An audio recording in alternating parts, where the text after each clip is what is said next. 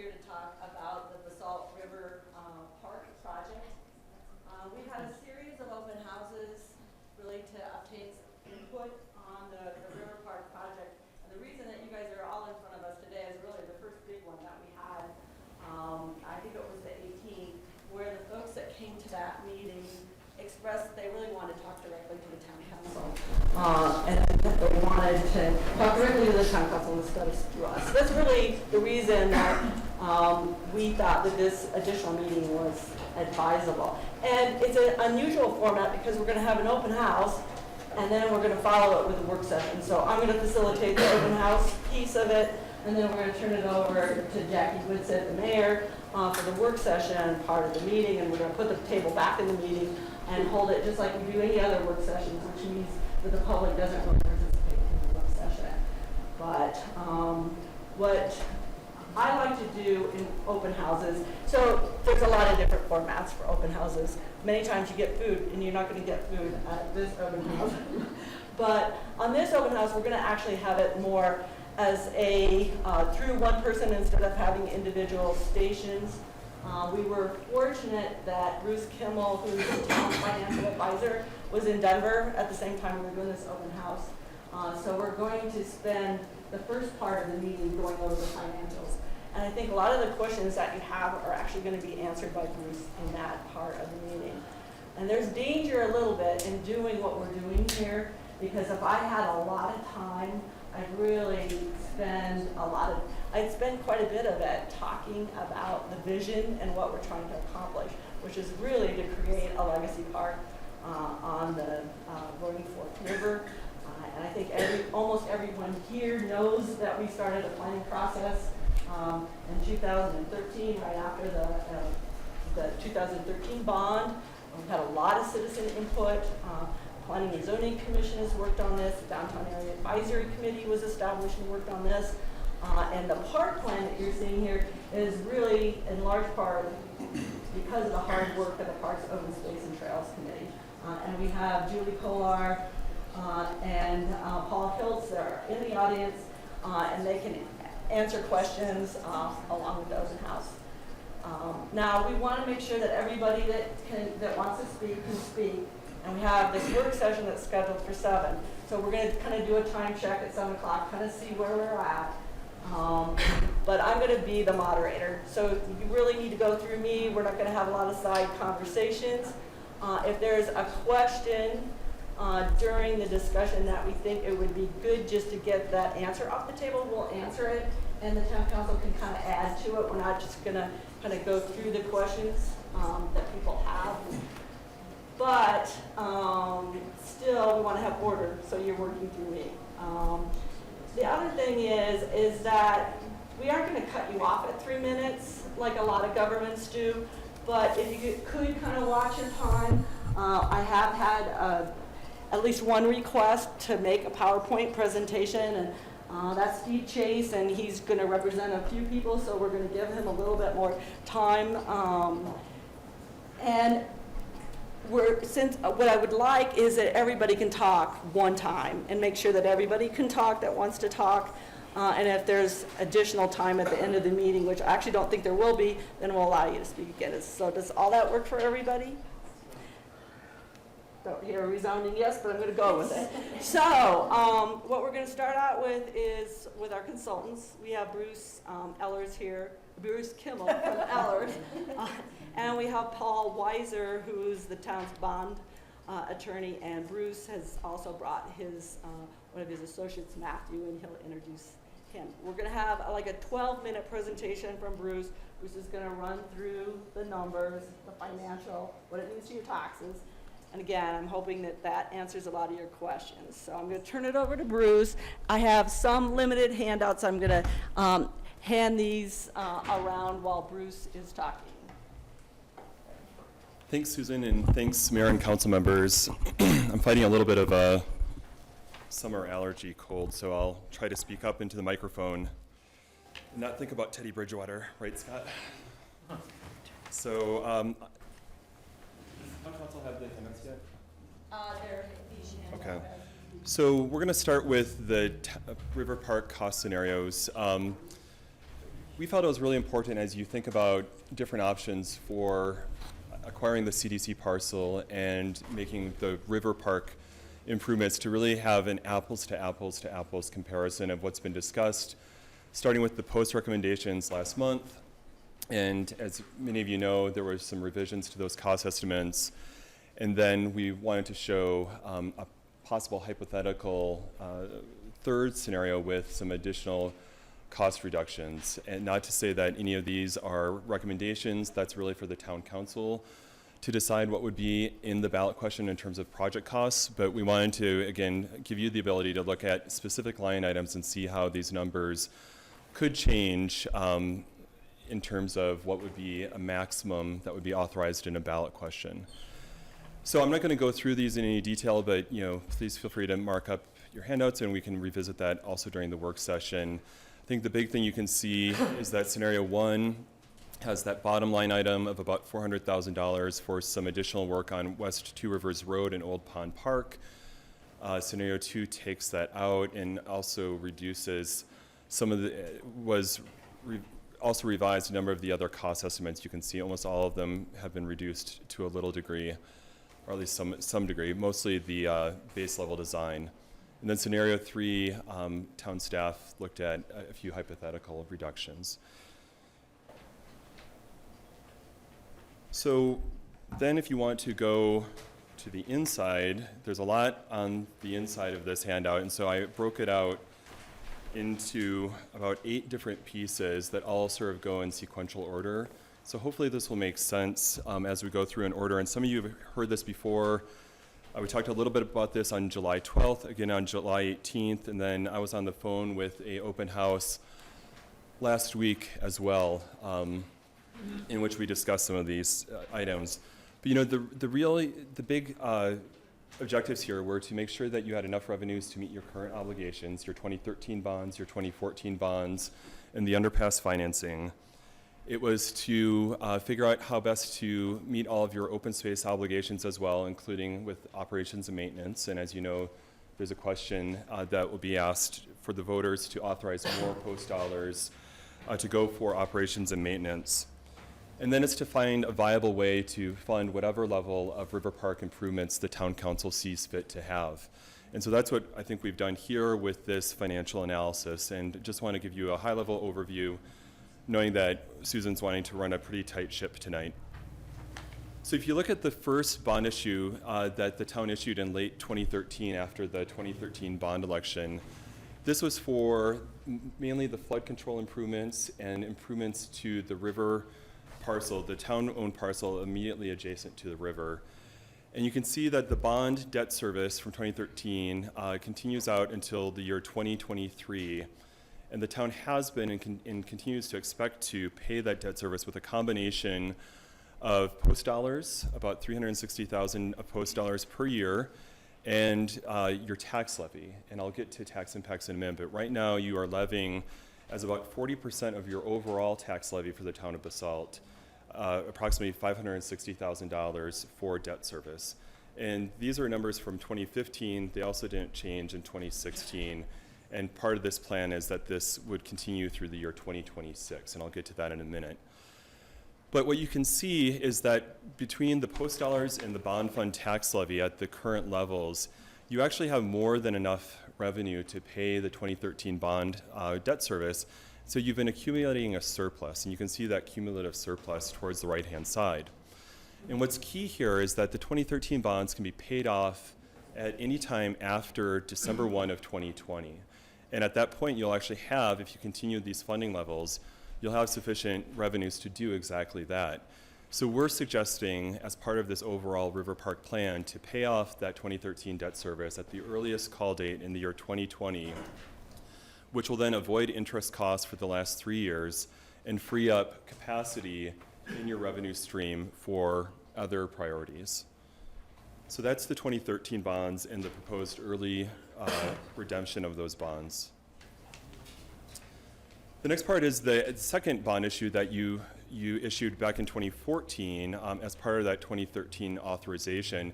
And these are the taxable bonds that were issued to finance improvements to the CDC parcel as well as to the RMI parcel primarily. And because those were for private parties, the IRS considers RMI a private party, we issued those bonds taxable. The town issued those bonds taxable. And these bonds are callable on any date, but the plan was always that the town would either pay off these bonds early or supplement its own debt service revenues with developer funding in some way, shape, or form once a developer was identified and secured for all or some of that CDC parcel.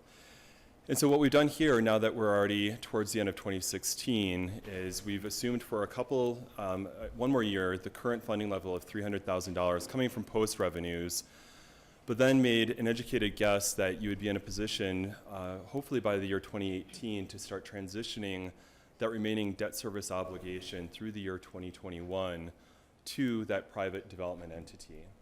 So you can see how the monies start with post dollars or continue with post dollars from what they have been doing over the last couple of years, and then transition to developer funding to pay that debt service. And basically we size that just to provide enough revenues to pay that debt service. Now, if those revenues don't materialize, you could either continue to use post dollars through the maturity in 2021, or you could find another way to pay off those bonds early.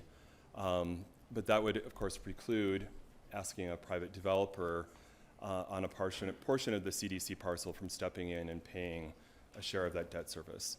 So that's a caveat, and I wanted to call that out as part of the plan. But we can talk more about what that means for the town's fiscal capacity as we go further along. The underpass. You're underway with the underpass. I know Judy and Susan had meetings with contractors today, and you're on the cusp of getting started. Things are going very well in terms of your funding sources, including with CDOT and other funding partners, which is fabulous. But we do anticipate that the town will need to issue certificates of participation to fund the town's share of that project sometime in 2017. And it's always been the town's intent to use post dollars to fund that debt service on the underpass. So that's really what we're showing here is some cash funding. Judy has identified and designated about 1.3 million of cash to go into the project. As you can see that coming in 16 and 17. And then post dollars to pay the estimated debt service on the COPs through a 5-year term ending in the year 2020. So really, I want to impress on you that all of your existing debt service is maturing really quickly by municipal standards in the next 5 to 6 years, which gives you a lot of latitude in terms of considering both a river park project as well as other capital priorities in the future.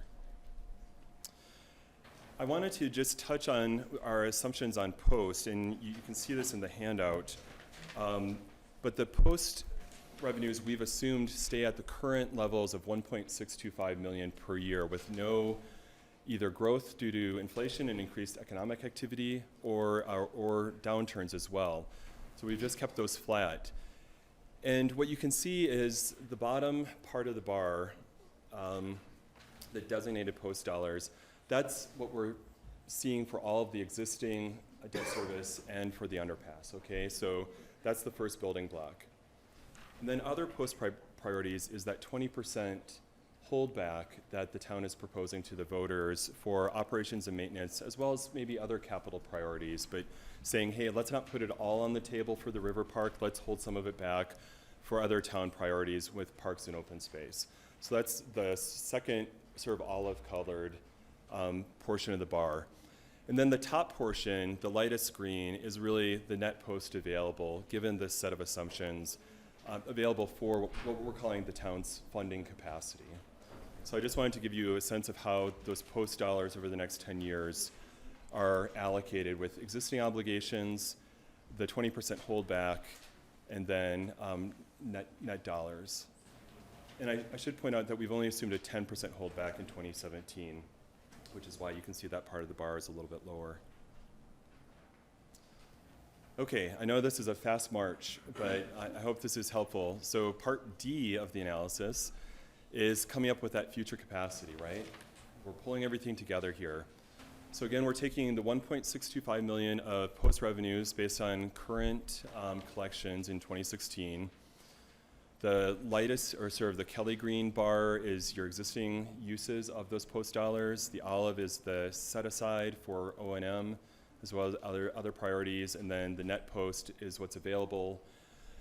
Then we're adding in that bond levy, net of what we needed for the 2013 bonds. You'll recall that it kicks in the year 2020, and then we're showing it extending, right? And most of you are aware of this from previous discussions, extending really for 3 years, from 2023 to 2026. And the idea is that you would be keeping that bond levy at the existing amount of about $560,000 a year.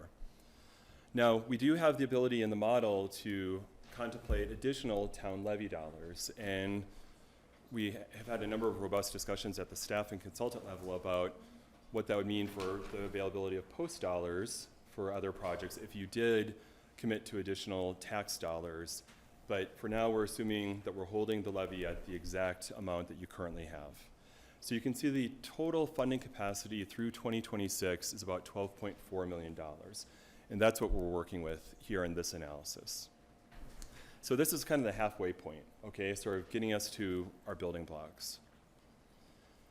So you remember the first slide was scenarios 1, 2, and 3, and just to give a sense of where, again, the post committee was at with its cost revisions and a fairly complete set of project line items and costs, we decided for this PowerPoint to go with scenario 2, that scenario with funding of $8.9 million. And that includes $3 million for the CDC parcel acquisition. Okay, so it's $3 million, which is, we understand, the maximum that the town would pay subject to an appraisal for the land, and then $5.9 million for project improvements. The bond amount based on that funding target of 8.9 is just over $9 million, 9.1 roughly, of par amount, as we call it, and we've been estimating a maximum bond rate of 3%. 3% is well over the current market, but we want to err on the side of being conservative because we think there probably will be some market movement here. The Fed watchers are going crazy again. But also, we know that you're likely to have some element of this financing plan that will be taxable due to the portion of the CDC parcel that might be targeted for private redevelopment. And so after talking with bond counsel as well as others, we felt that 3% was a good maximum interest rate for the overall financing picture. So with this par amount and the 3% average interest rate, you're looking at just over $11 million of maximum principal and interest through 10 years. Thanks. Debt service schedule, I won't bore you with these details, but we've run lots and lots of scenarios. We can discuss those more during the council work session on different funding levels, all of the scenarios, different interest rates, exciting stuff. But these are the kind of interest rates that we used for this conservative, i.e. high interest rate scenario. And here's where the rubber hits the road in terms of the funding capacity in the yellow, the estimated debt service of about $11 million. You can see that in purple. And then the net amount that would be available above and beyond that 20% holdback, okay, is about $150,000 per year, or about $1.4 million total over this planning period. So again, that doesn't include the 20% holdback on the post funds. It's really just after you do my waterfalls, this is what's left, about $150,000 a year. And in bar chart form, you can see of the funding capacity, this is, if you were to do scenario 2 with those exact costs and with these high interest rates, but appropriately conservative, we think, this is what the allocation would be. Tax impacts. We've gotten a number of questions about what is the existing tax impact for residents in Basalt. And I won't go into a discourse on Colorado taxation, but right now your assessed valuation is about $153 million. That's assessed, not appraised, okay? So you've got appraised, which is market value, and then that gets translated to assessed value. Your tax levy, again, is that $560,000, which equates to about a 3.7 mill rate, okay? And that's, again, about 40% of your overall mill rate in the town of Basalt. Really, your property taxes that you pay for the town of Basalt are a relatively small amount of the overall picture. Then we applied that bond levy and mill rate to residential and commercial property values, and you can see that we did $250,000 increments. Again, let's take $500,000 appraised house. State of Colorado assesses that at about 8%, so that translates to about a $40,000 assessed value. If you apply that mill rate to that $40,000 assessed value, the annual impact for somebody in Basalt with that value of house is $146 for the existing bond levy of $560,000. And if you're trying to gauge, okay, if we increase the levy by $100,000, if we reduce the levy by $100,000, we just gave you a cheat there in that it's, for that $500,000 house, it's about $26 plus or minus for every $100,000 of levy. Okay, not of value, but of levy. Commercial properties pay a much higher tax rate, as business owners in this room are aware. Another, let's say a $500,000 appraised value on a business results in an assessed value of $145,000. You apply that same 3.7 mill rate to that value, and that business pays about $533 for the current tax levy for the bond fund. And the variable for $100,000 of levy is $95 in that case. So I think I came pretty close. Oh, the max scenario, we'll revisit this, but as you probably are remembering, your bond counsel, when drafting the ballot question, needs to identify what I like to call the doomsday scenario. He doesn't like to call it that, but it's if all your post dollars went away and you had to use taxes to fund 100% of debt service, and what is your maximum annual debt service with this scenario, and what would that mean for the tax impact? So this isn't the town's fiscal plan. We don't think that this is even close to reality, but it's part of, transparency to say if all the post dollars went away and you had to use taxes, we did a similar run with the maximum debt service of about 1.7 per year, and that's not for every year. That's only in, I think, year 6 that it's that high. And you can see the impacts there. And we can do more on that if you'd like as a council, but again, we just wanted to be full disclosure that that is one aspect of the bond question. I think that's it. So we were just going to have Paul Weiser introduce himself and just say 1 second about bond language because. Good evening. I'm Paul Weiser. I'm your bond counsel. I'm with Klein, Alvarado & Vio in Denver, Colorado. So we've been putting together ballot questions for all of you.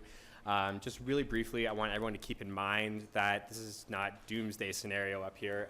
When we write the ballot question, we're subject to Tabor, which is a constitutional amendment in Colorado. And so we have to begin all our questions with this language: shall debt be increased by X with a repayment cost of X, and shall taxes be increased by X. I apologize, there's nothing I can do about it. Everything has to start this way.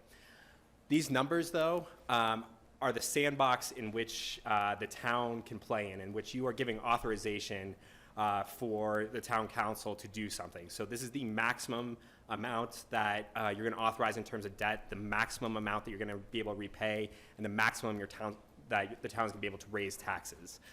So when you're thinking about this ballot question, you're saying this is what you can do, but you don't have to do it all. When you go look at these projects, when you start listing the projects in a ballot question, if you list it in a ballot question, the town has to do it if that ballot question is approved. So those are. You don't need to spend all the money authorizing, you need to do the projects. Correct. So if you're able to do these projects for less than the numbers up here, perfect. But if you say you're gonna do something in this ballot question, you have to do the project. So that's my quick 2 cents for right now. I'm sure I'll have more to say during the work session.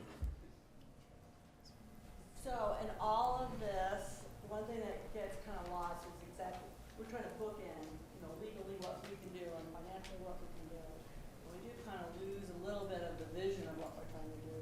Again, this effort was kind of coming at the direction of the community and the direction of the town council to create a legacy park, a park that was reflecting the values of the community, to have access and views to the river, and have a place for people to gather, a stage where people could hold events, children's play area where kids to place safely. And I'm sure that members of the post committee could add a lot to that. Maybe just in the interest of anything you want to add right now. If not, I think I'll go ahead and start the public presentation part of this. If you're close to a mic, there's one back behind Margot and Kathy here. There's one here, and there's a mic here. So for example, Greg Sugars could just stand up and he would be talking into the mic. And I have the portable mic. So if you could just raise your hand and we'll go ahead and get started. So Greg. I'll raise my hand since I'm familiar. You want me to stand up or come over there? Why don't you stand up and come over here while I get this ready? They didn't want me to start it until we were ready. My name is Greg Sugars. I'll try to be as brief as I can. A couple of things. The purchase ballot language, I know everyone's been wrestling with that. What I would like to see, this is a suggestion, is that the town of Basalt shall purchase the 2.3-acre CDC property with development limited to the 1.0-acre western section of the property. Furthermore, the majority of any development on the 1.0-acre parcel will be for community serving commercial, civic, and/or public purposes. That's my suggestion. Regarding the park issues,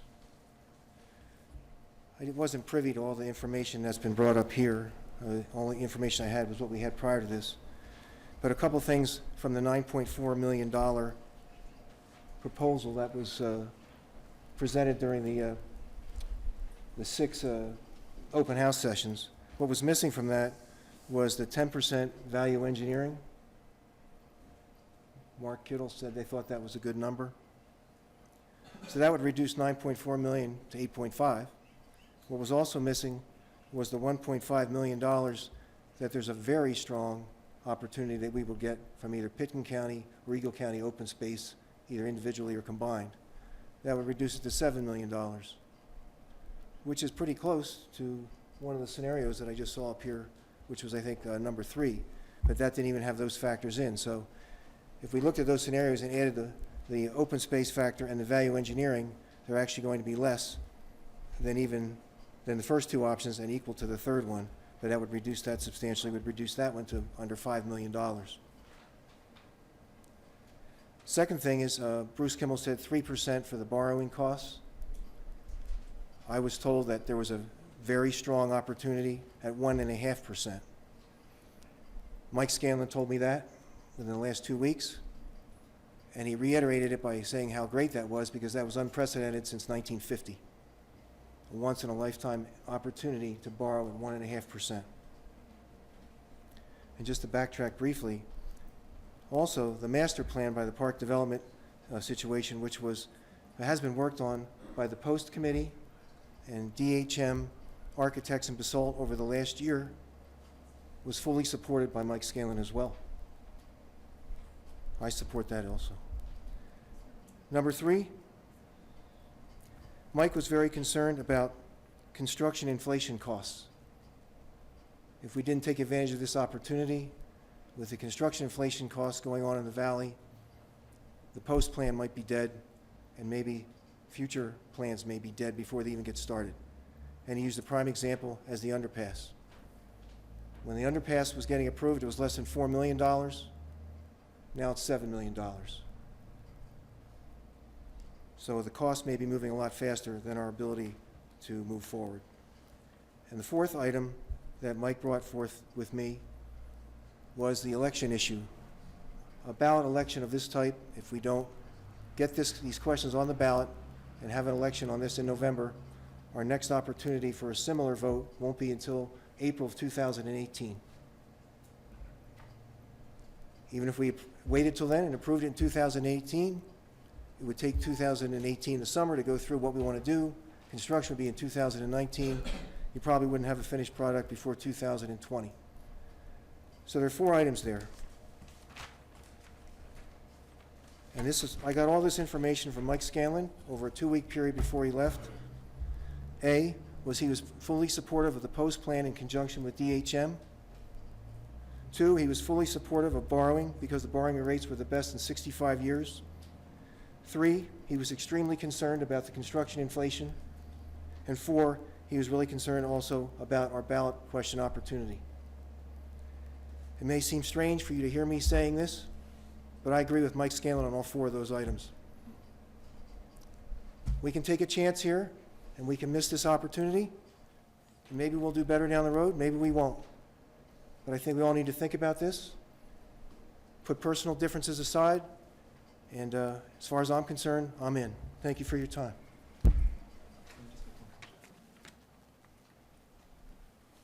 I just want to mention on the bond costs, if the town did this financing plan with all tax-exempt bonds right now, you would be at about 1.5% interest for that scenario 2 debt service that I showed instead of 3.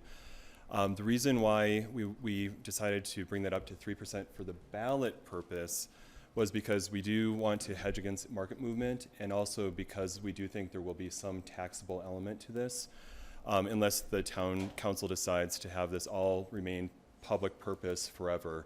So again, this is just, like Paul alluded to, you need to give yourself some room here in case things change, but by historical standards, 3% is still a phenomenal interest rate. It's just that we do think, in actuality, we'll be closer to somewhere in the 2% range. Okay, we're gonna go on this side of the room, and I'm gonna go with Steve Chase. And Steve had asked for a special mention. He has his own PowerPoint. And he's recommending a few folks, so we gave him a little bit more time, but he's gonna do it more. Yeah, Boris can stand there. First of all, thanks for making it possible for me to do this. I think everybody needs to take a deep breath because after looking at these charts and so forth, which are brilliant, but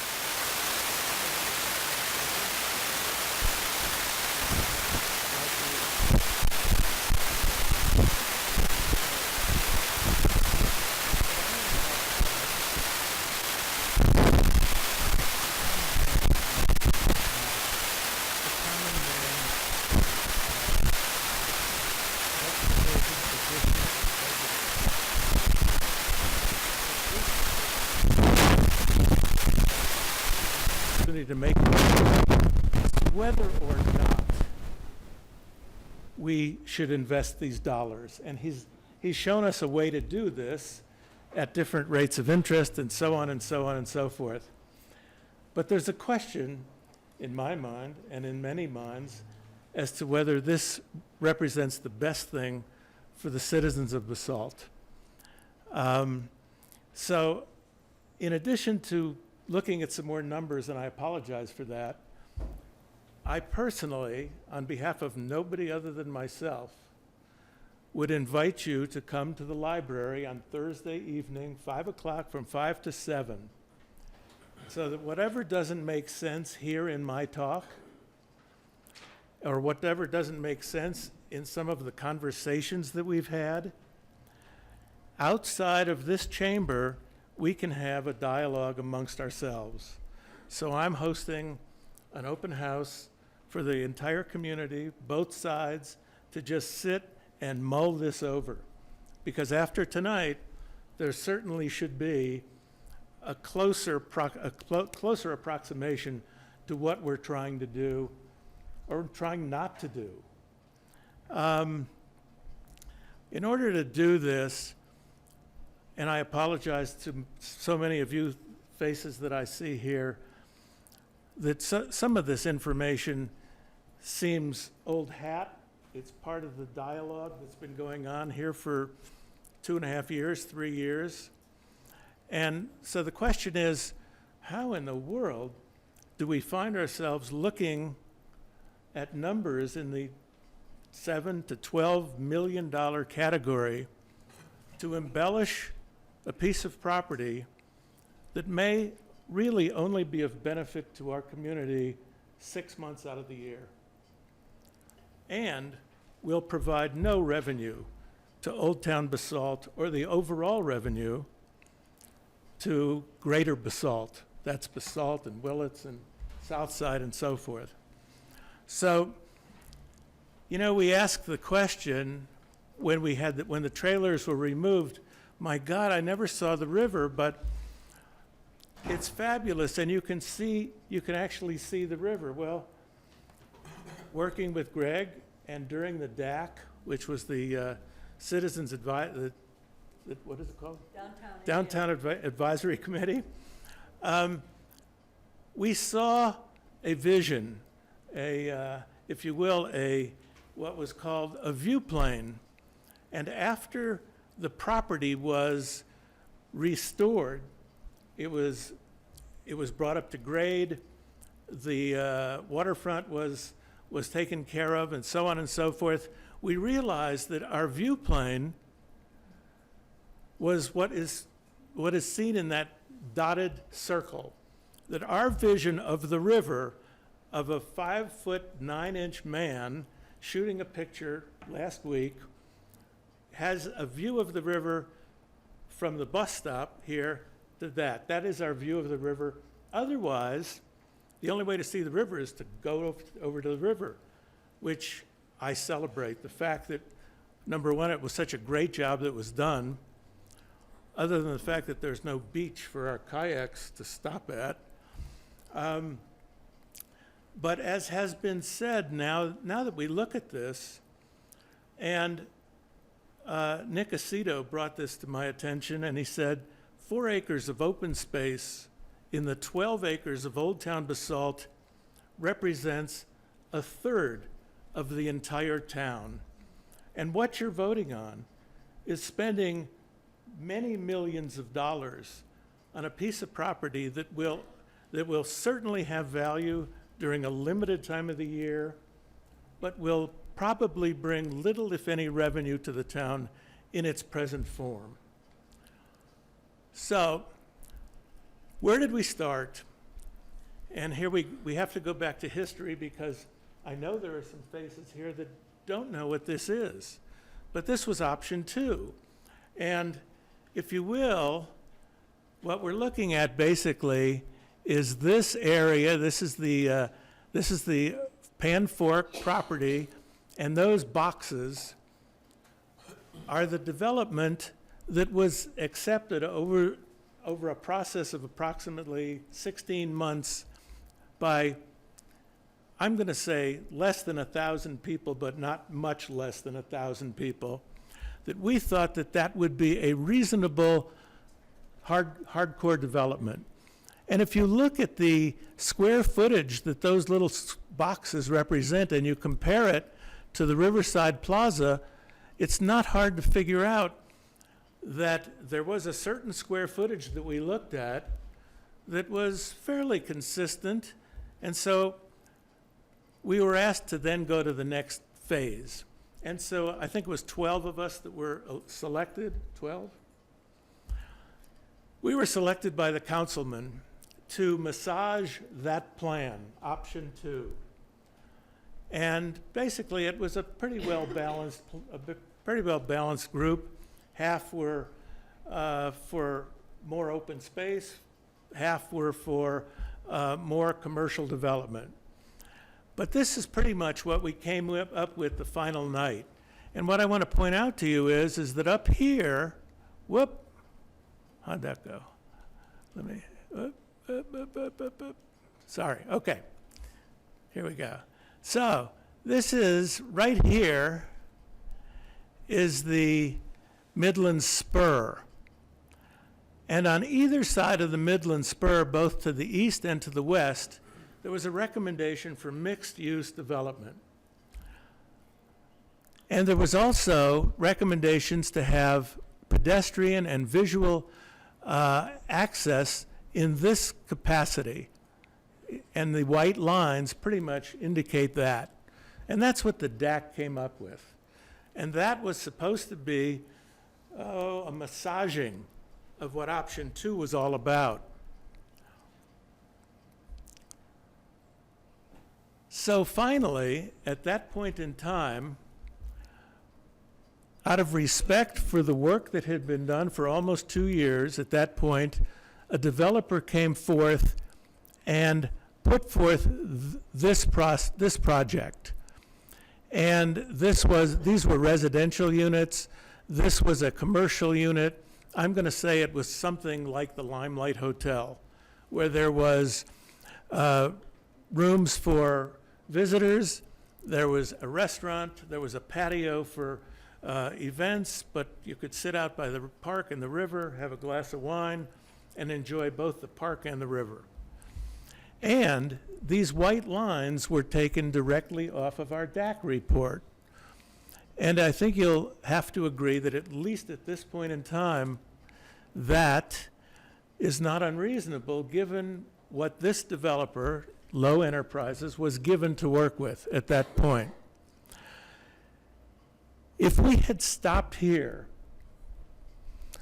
and had a reasonable dialogue with the developer and had a real partnership between public and private enterprise and been able to get more open space in the view plane, reduce the size of this, the truth of the matter is that we would be spending nothing or a hell of a lot less than we're spending right now. But now so this is where we find ourselves, because we failed as a community to engage this developer and communicate with him to the point where we could have reached a win-win solution. And so in the process, and Greg, I'll give you credit for this, you and Mike Scanlon sat down one day and you said, and Mike said, well, where do you think the view plane should be?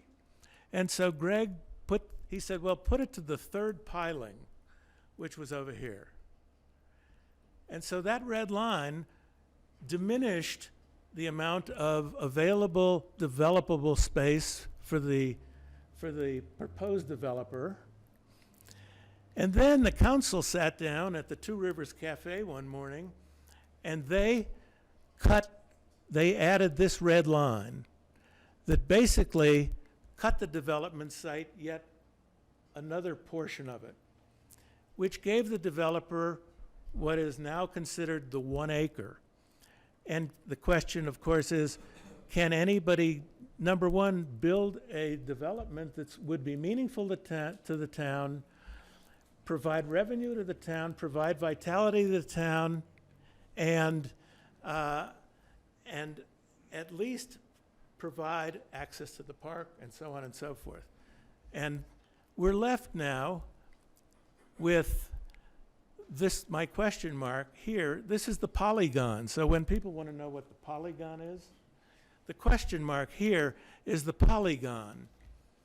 Because right now, the only thought that came up recently for the polygon was a bathroom, because we could not afford any real amenities for this park.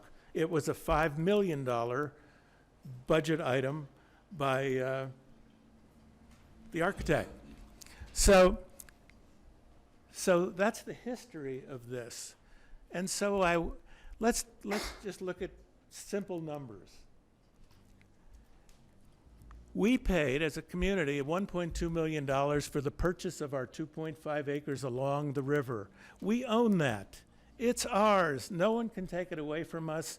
We need to embellish it and make it beautiful and make it a real waterfront setting. We spent $1 million relocating the mobile home occupants. That, by the way, was a number that was supposed to be picked up by the CDC, or, I'm sorry, half of that. That portion of the property that was on the CDC side. We spent $1.7 million bringing infrastructure. What's infrastructure? That's plumbing, electrical, sewer, and everything to the property on the street side of this whole parcel. Just that. And so in anticipation that it would be picked up by a developer, we invested $1.7 million in that site, and that was the CDC site. That wasn't our site. We spent another $2.1 million on the waterfront, which was our piece of the pie. There were interest costs over the past 3 years of $363,000 of the $5 million bond that we had gotten. We were supposed to get trailer rent, or half of it. We did not. I can't begin to account for the salaries of those people on staff who spent hundreds of hours trying to support this process. And that payroll is part of the expense, which is we'll call sunk costs, already paid out, which today represents $5,988,327, excludes the staff salaries, and excludes the thousands of hours that the volunteers like us spent. Now, the one thing I didn't tell you is these aren't funny numbers. These are not funny numbers. They were confirmed by staff. I didn't make them up. I'm just reporting them. Okay? So, to make it easy for those of us who have a mortgage, we have a $4,221,691 balance due on the bonds, the 2013, 2014 bonds, which we expect to pay off by 2020. And now we're considering the possibility of acquiring a bond that will give us another $9 to $12 million, which includes the debt service, but perhaps not the taxes and the maintenance. So what I would ask you is, and I'd have, if we extend our debt another 6 years to 2026, is that not a tax increase? This is the last slide. Sorry. So here's the other part of the problem. Where does the CDC fit into this? How does this fit? Hey, Mike. The town of Basalt, with our post dollars, which are composed of sales tax dollars, purchased the waterfront for $1.2 million.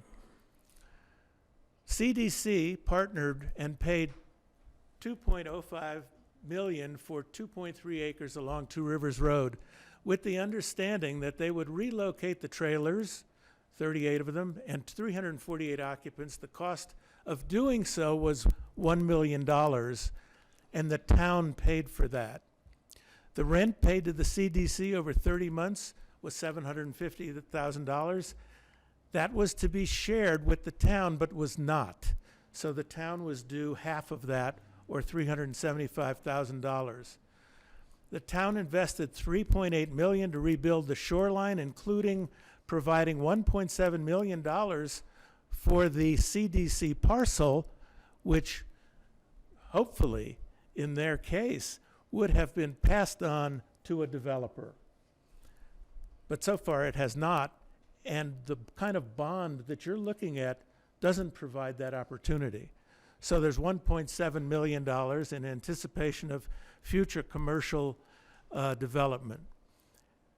So the CDC, by our estimation, owes the town $1.7 million for infrastructure and grading on its site. It owes $500,000 for the removal of the trailers and the replacement of the occupants, and $375,000 for the trailer rent that they received, which is a total of $2,575,000 that the CDC owes the town. So before the town enters into any negotiation to purchase all or part of the CDC-owned property, it must first be reimbursed.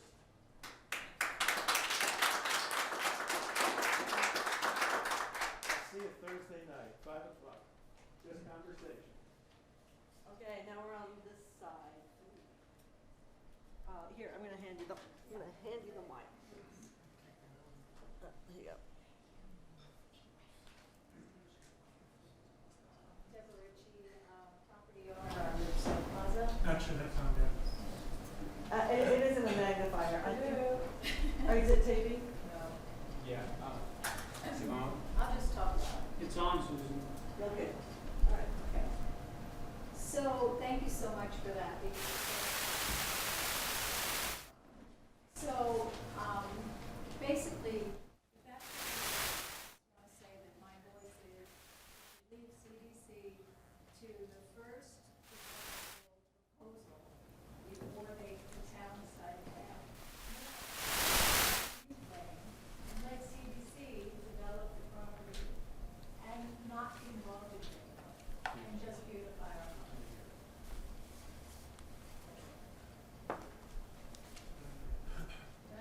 Okay, this side. Anybody? Okay, we're back over here. Ted? And you know, I got it on the other thing. Yeah. yeah, if you can stand a bit. Okay. My name is Ted Guy. I read a couple of articles over the last few days, and is it possible to go back and put that summary of the costs back up there? Yeah, on Bruce's, page 1. Yep, James is gonna do it. What I've recommended on the open house on the 19th, and again, I think at the last council meeting, is what we really should do is do the base level design and let this community enjoy its park for the next 2 to 4 years. And after using it, I think we'll all have a much clearer idea what we want it to be when it grows up. I don't think we need to replicate the children's area that we did over by the library, which never gets used. Now put a second one. It isn't that that's so crowded that we need to expand it. It isn't being used. So why should we build a second one? From my knowledge, and I spend a lot of time going back and forth over there, very few people enjoy the millions of dollars that we put in on the south side of the river. Let's not make the same mistake on this time. So, relying on the accuracy of the quotes in the newspaper, both Auden and Mark suggested that we spend the $2.4 million, do the base level design, and then wait. I do not agree with Auden that we should acquire the CDC parcel. I agree with Deborah. We've gotten a lot of mixed information. Susan on the 18th stated in the open house that that parcel is zoned. It is zoned C2, which is the downtown zoning, with a mandatory PUD. The next week, I contacted James. He confirmed that the zoning map of Basalt identifies that as a C2 parcel. C2, downtown, essentially limits development to 2 stories. You can go to 3 stories with a hotel. You can go to 3 stories with affordable housing. Both of those are special review. It's not a use by right. It's not an automatic increase. So I think that we should do the base level design, and hopefully, with all the numbers that Bruce showed us, we can probably fund that out of our current post sales tax.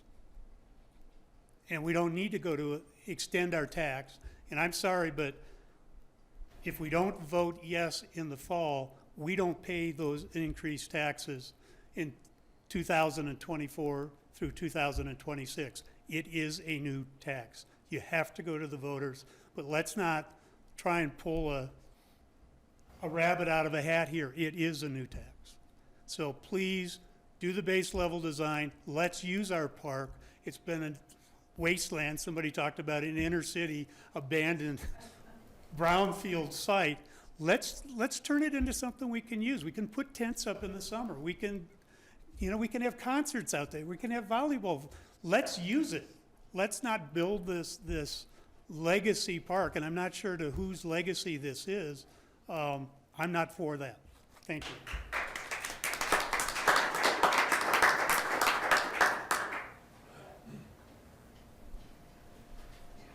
Does it work now? Okay.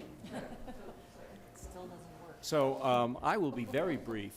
I can certainly accept the approach that Ted just laid out, with one possible very significant exception, and that is that there's nothing wrong with starting slow on the park, but if you leave the CDC parcel as it is, or at least neglect it or turn it over to a developer, then you've lost control of it, and maybe we'll have wall-to-wall condominiums between the main portion of town and the park, whatever its future. So I think that no matter what we do, we need to start off with acquiring the CDC parcel, and then we can work out what we need to do with the park and the rest of the property. But without that, we're stuck. Thanks.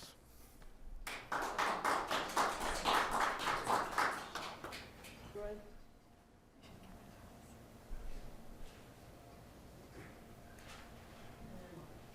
Now, I see we have a gold, a silver, a bronze plan here. I propose we go to a copper plan. Why not just tie up the land? It's a beautiful piece of land, and spend another $1.5 million, $2 million, and move incrementally. You know, there's a lot of cliches in life that hold very true. Rome wasn't built in a day, and haste makes waste. So why don't we just tie up the land, do some landscaping, some bathrooms, maybe some benches, and then see what happens. And a lot of this can be, you know, paid incrementally from the tax base. And, you know, I lived in Aspen for 3 decades, and, you know, imagine it now without Wagner, Pepke, and Rio Grande Park, you know, if it was just loaded with condominiums and retail. And, you know, I've been around a long time, and things move in cycles. There was a great article on the internet today how some of these luxury areas, the real estate market has just disappeared. You know, and Aspen was mentioned along with the Hamptons in New York and Miami. And they quoted a very prominent broker in Aspen who's been around as long as I have. He said, I've never seen anything like this. So tie up the land, do some minor improvements, and we can, you know, once we have the land, you know, we can move incrementally and, you know, prepare for the worst too. Things happen on the downside. Thank you. Okay, I said that Mark would be next, and then Margot after Mark.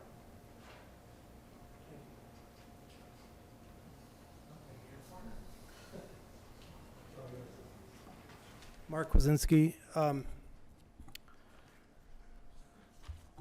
There were a couple of things, I wanted to respond to first. I mean, there's a lot of things I'd like to respond to. I'll try to keep it brief. But Steve Chase, in his presentation, made the representation that option 2 received 57% of the voters voted for option 2. Well, I think you need to put it in perspective. We had over 1,100 voters that voted in the last election that put a large Katie Schwar, Jennifer Riffle, and Jackie in office. Okay, there were over 1,100 people that voted on that.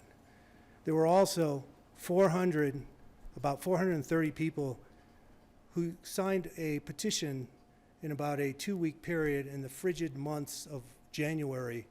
And the petition said, we would like to see an open park. We would like to see the town buy it so we can control it. This is a critical part of our future, and limiting the development to, on that parcel. Now, that option 2 that Steve speaks of received somewhere, there were only about 250 people that voted in that election. Why was that? Because I didn't vote, because none of the options were acceptable. There was no largely open river park option on that. There were 3 choices of big.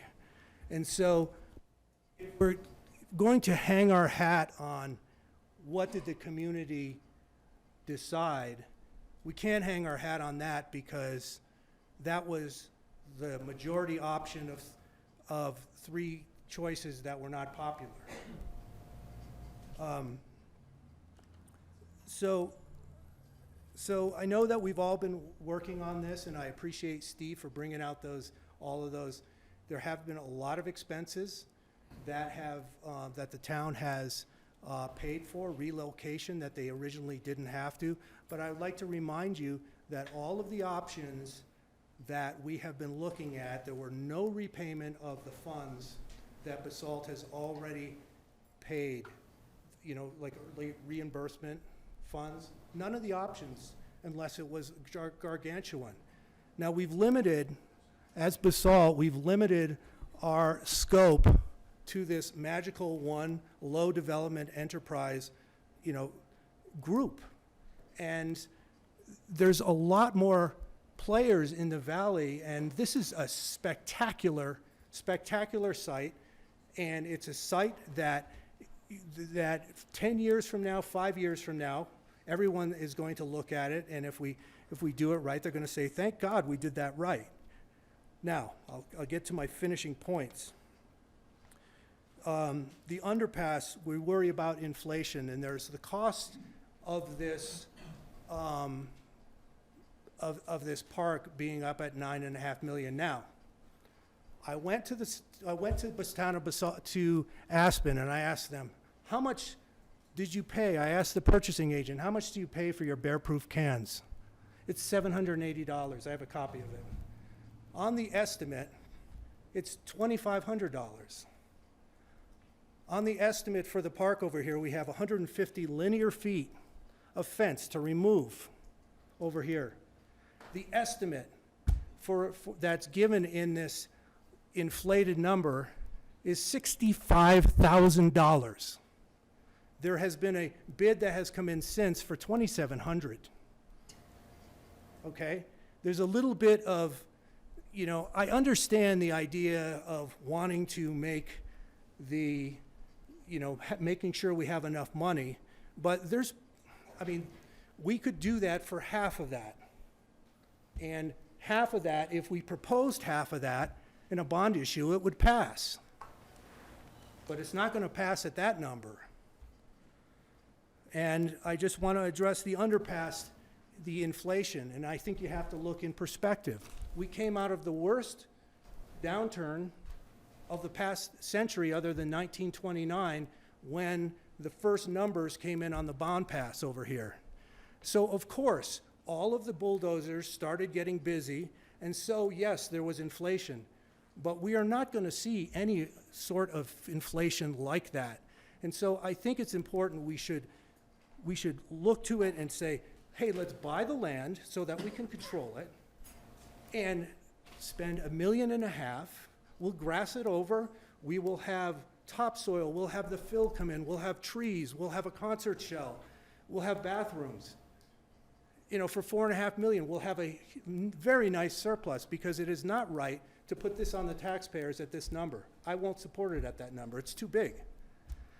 And so I hope the council and everyone that you will reconsider the numbers that we're dealing with here, because we can do it for far less, and it's a very important, and I appreciate everyone's energy because this is a big deal to Basalt. Thank you. I'm going to be short and sweet. I guess I'm a little tired of crying over spilt milk. Can we get that microphone? Susan, can we give her that microphone? Sure. Remember, these don't amplify, they're just for recording. Margot Pendleton here, and as I said, I'm going to be short and sweet. One of the things, I appreciate everybody's input they're giving tonight. I get a little lost in the financial stuff from you. You put me to sleep, sorry. I don't follow it, but the gist of it is if we cut down what we're going to build, then everything goes down and we can pay it off a little faster. So I'm going to go ask the bond council, the thing that I've been pushing, and I don't know if we drop the price of this park down to the base level design. I keep going back to a ballot issue, Part A, Part B. I don't know if Tabor allows us to do this or what, but it's extremely important to buy this property now. We can say woulda, shoulda, coulda, if ands and buts were candy and nuts, we'd all have a Merry Christmas. But it's over, it's done. So do we want this property or not? If you want it, vote for it, let's bond for it, and get it. Period. Now, part two of the thing should be improvements on the park. If we can get it down to something people can swallow, like 2.3 or $3 million, it could be set up as a bond item, but maybe we don't even have to bond for it. Maybe we don't. We might get other people to chip into it, or what? But we have to be out there and say that if we have $3 million, we can do X, Y, and Z, period. If we don't have to bond for it, great. But at least we're ready to do it. But to not buy this property without attaching another bunch of money onto it is crazy in my mind. And would you be able to tell me, is that possible to do?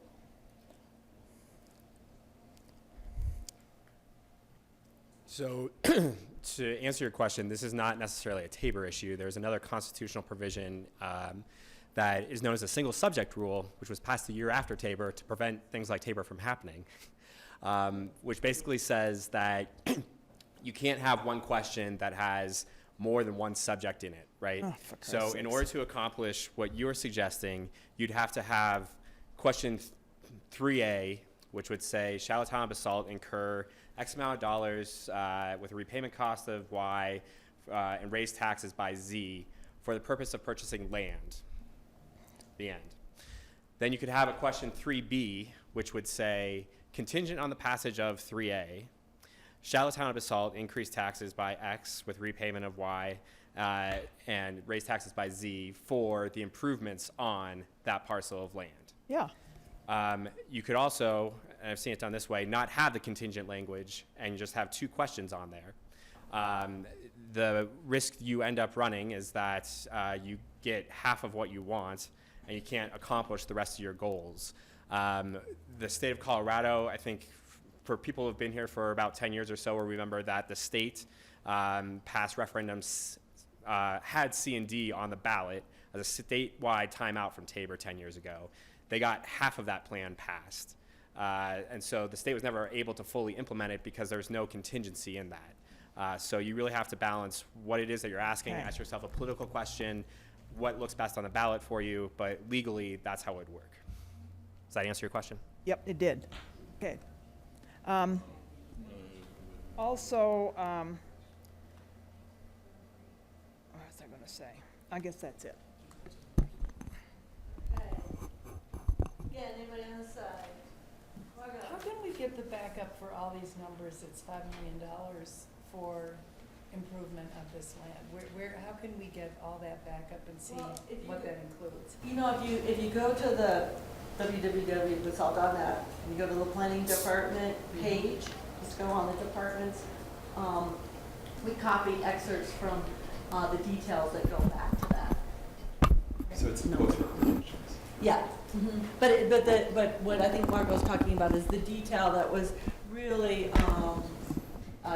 DHM worked on the cost estimates with Surface Engineering and a cost estimator, and the details of that are on the webpage. Over here, Leroy, and then Patrice will be after Leroy. Leroy, do you want me to hand you a mic, or do you want to come up? Here, I'll try to hand you a mic through here. There we go. I'm Leroy Durox. I've been a resident of the town of Basalt since 1963, and I don't think anybody in here has been a resident any longer than that. But well, yeah, okay. Sorry. There's always one. I've had a little bit of history with town government. In the early 90s, the town purchased a lot on Homestead Drive for the opportunity to build an employee housing unit for an employee of the town of Basalt. Well, the property's out there, and every year I think I brought up to the council, and this was for 16 years or 18 years, however long it was. What are we going to do with this lot? We even had an employee that wanted to build a house there, was willing to do the whole thing himself, and if he ever left, then the town would be able to purchase the lot for whatever went there. Well, it turned into a community garden, and the lot sat there and was not being utilized in its desired reason for buying this and using town money to buy that, and that's for an affordable housing unit. Well, it finally became an affordable housing unit because the town donated the property to Habitat for Humanity, who put together an affordable housing unit for a gentleman and his family that was very well deserving of it. Community participated in building and everything else. So I don't think the town has too good a track record in $2 million for a parcel of property out here that's,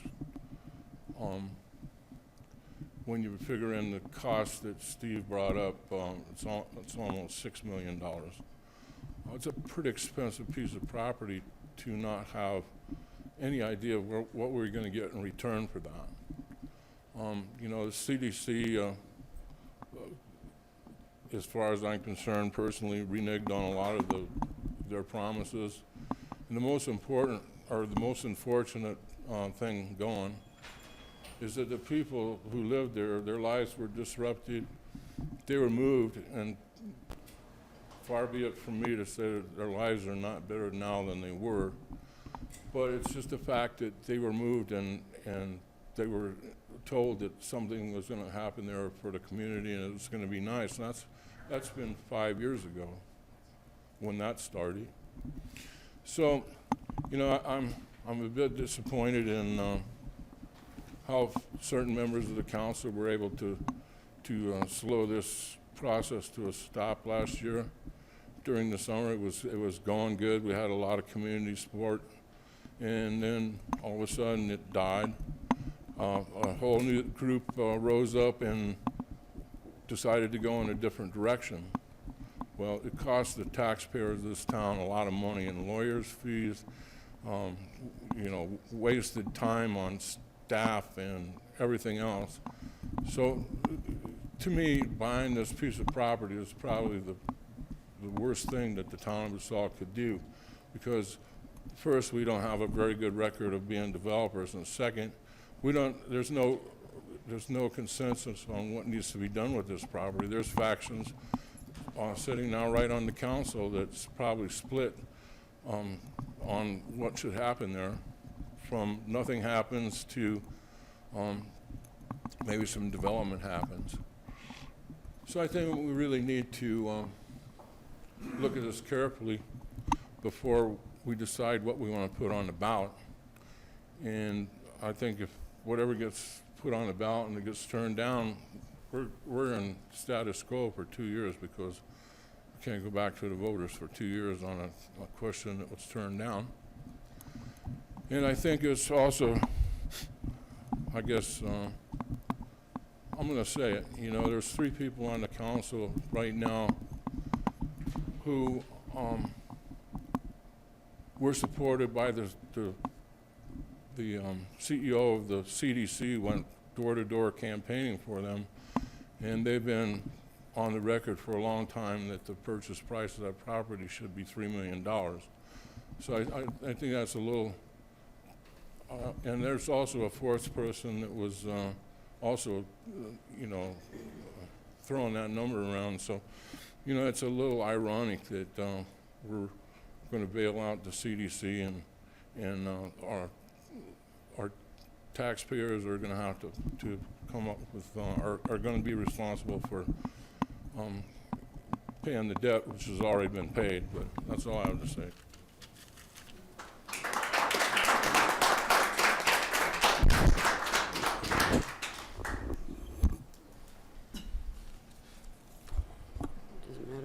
It doesn't matter which one. It's like a press conference. Really?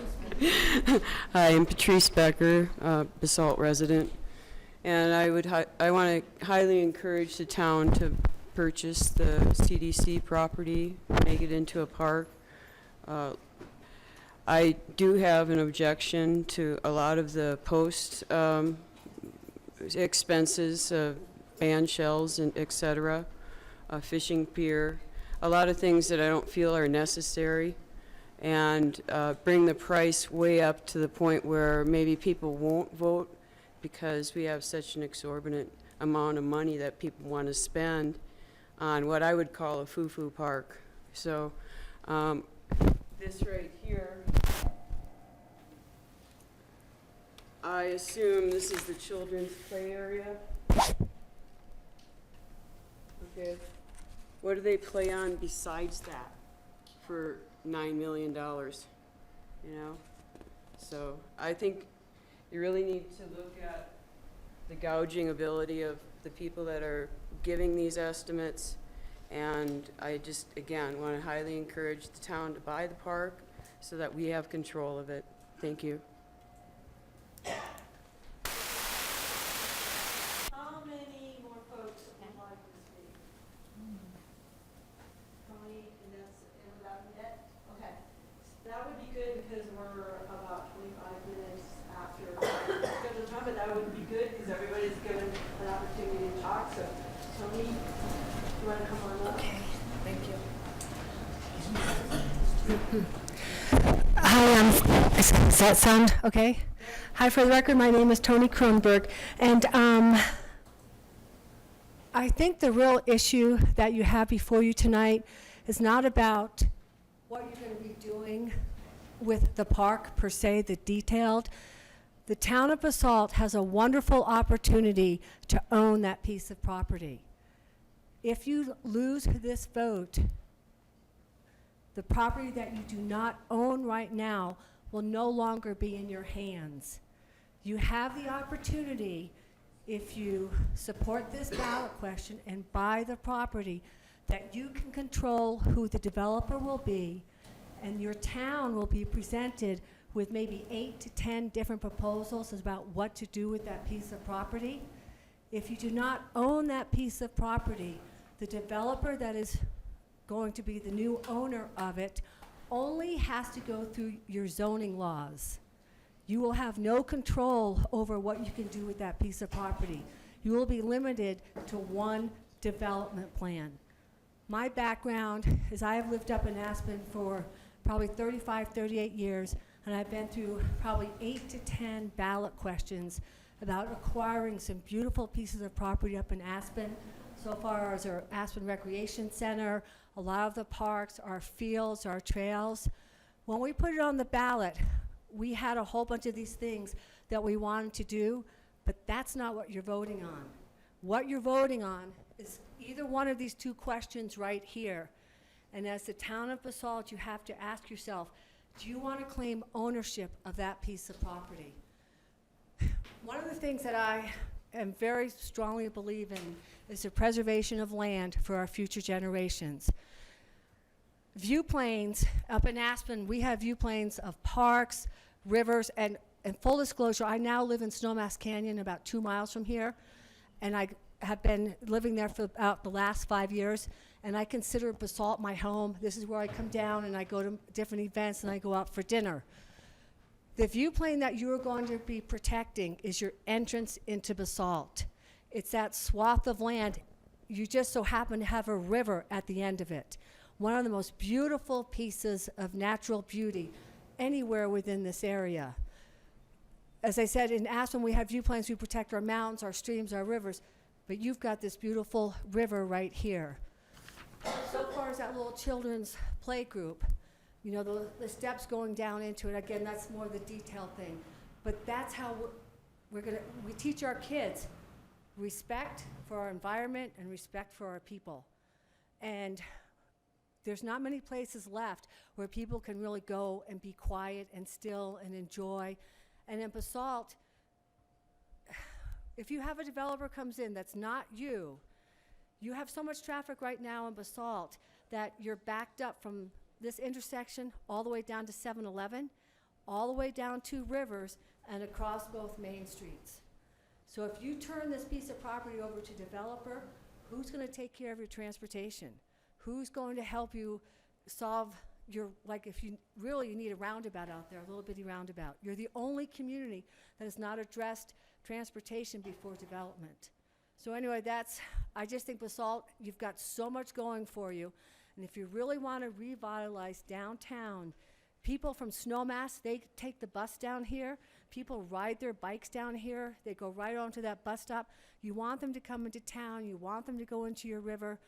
And by voting yes on either one of these two pieces, you're getting the best of both worlds. You're getting your park and you're getting the development, but you are the owner of the development. So I just wanted to put that out to you, and that I hope that you support these two ballot questions and that you think about your future for Basalt, because both of those questions are going to give you both. But thank you very much, everyone. Ms. Kershaw in the corner, so he has to speak. So that is the last one. Does that work for everybody? Okay. $9.5 million. It's not what you're going to pay for this. It doesn't come close. In the first place, $3 million for the RFCDC parcel.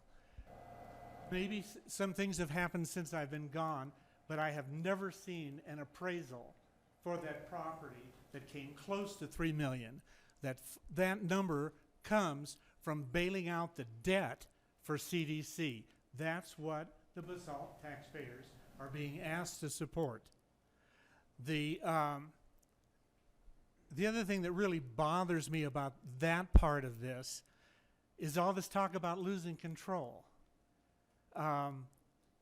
When did we lose control over development in Basalt?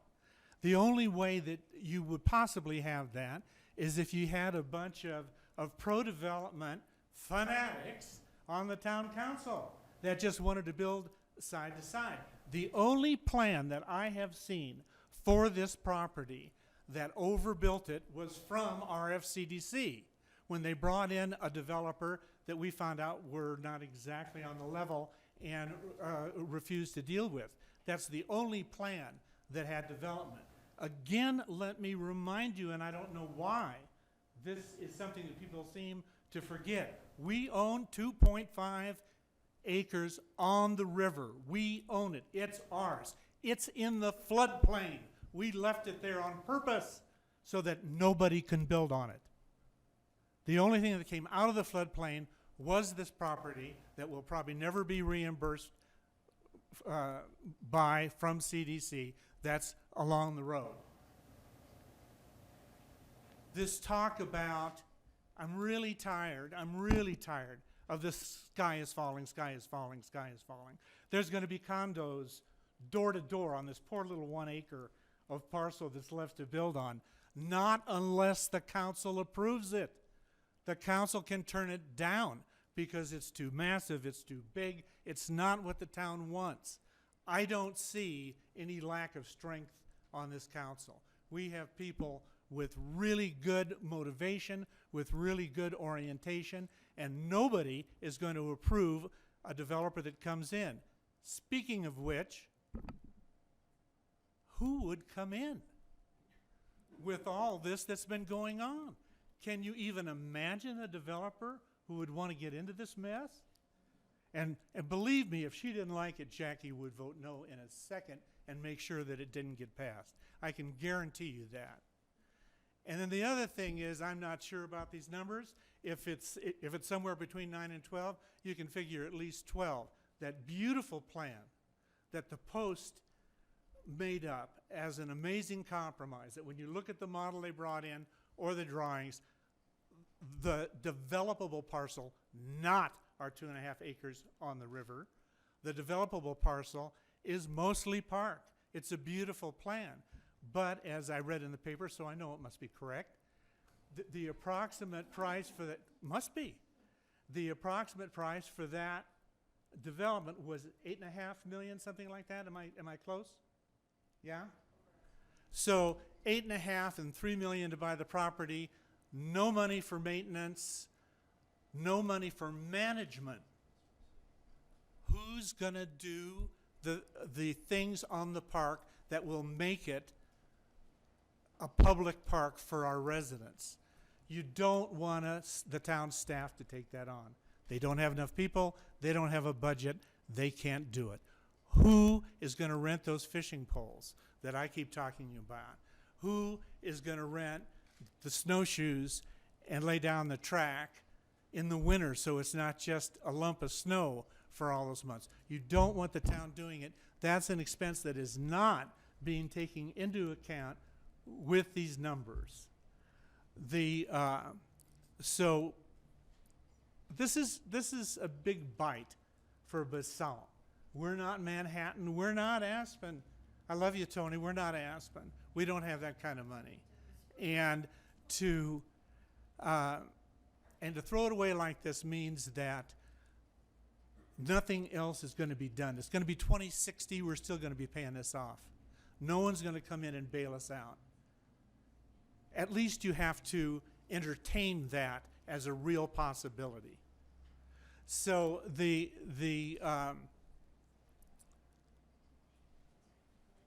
let's do something with our parcel. We own a beautiful parcel. It's along the river. Really tired of the vacant lot. I'm afraid, Ted, it was me that was saying it ought to be a urban vacant lot art project. Sorry about that. It was me, I'm sorry.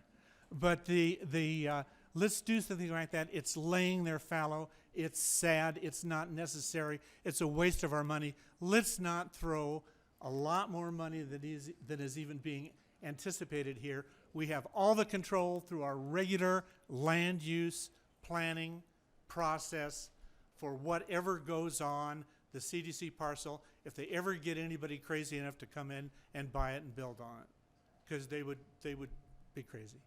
Thank you.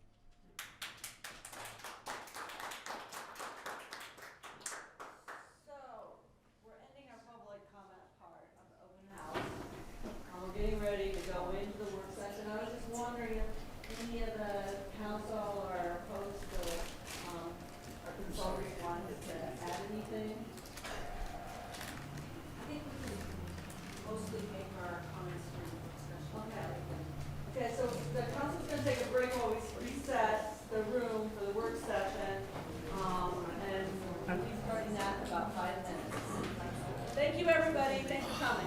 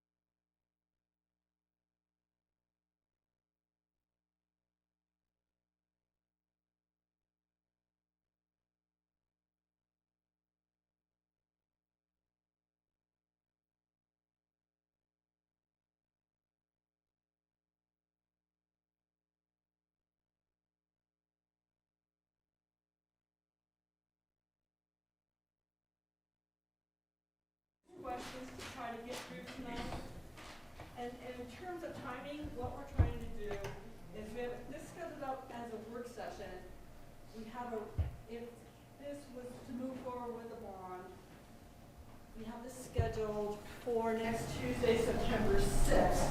And at that time, we have a resolution for the town council to consider. And our timing is that before September 9th, we have to get our ballot language into both of the counties. So we don't really have a lot of time to get through. So we put it as 6 questions.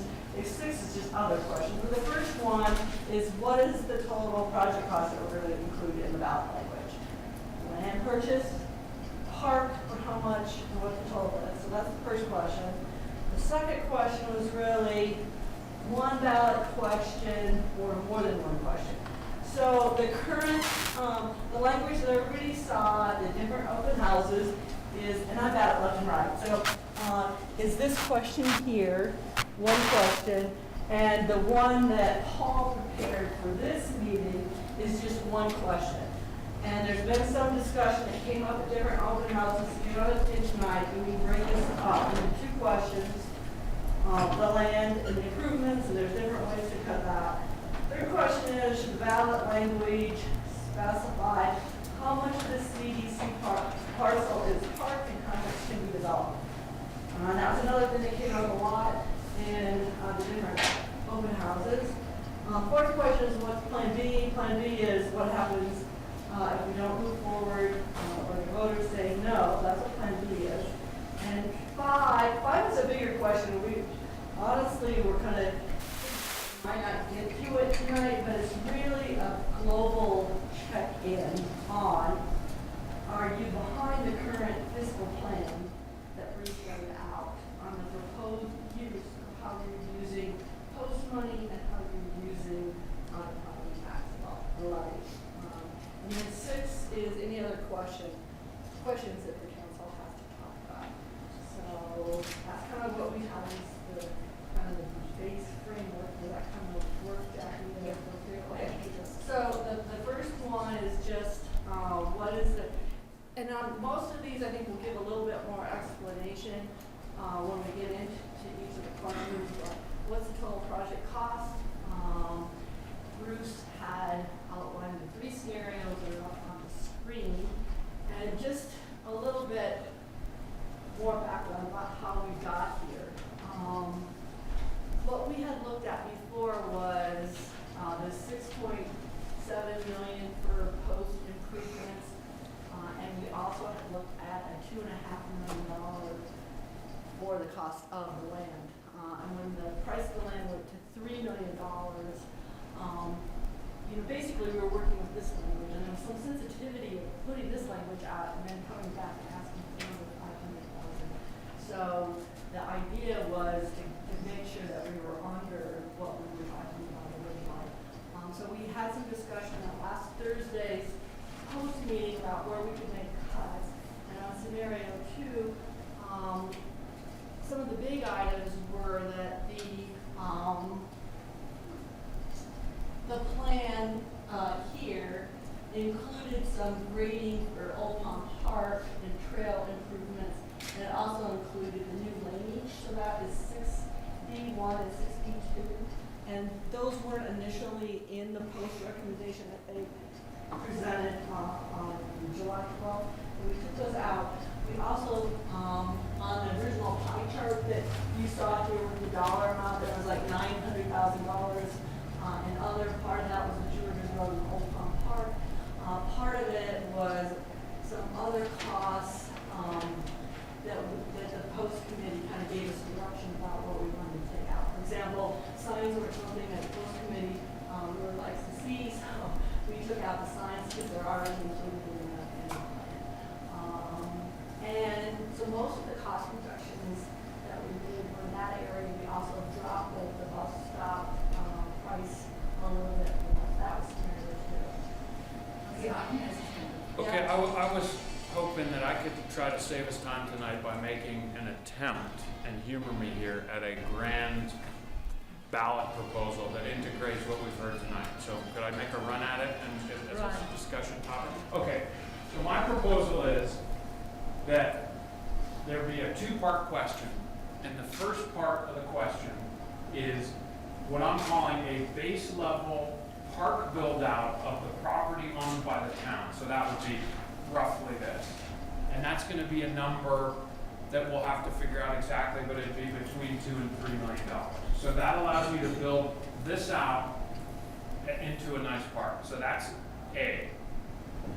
B is, and per bond language, if you like A, would you also support a stripped down scenario 3?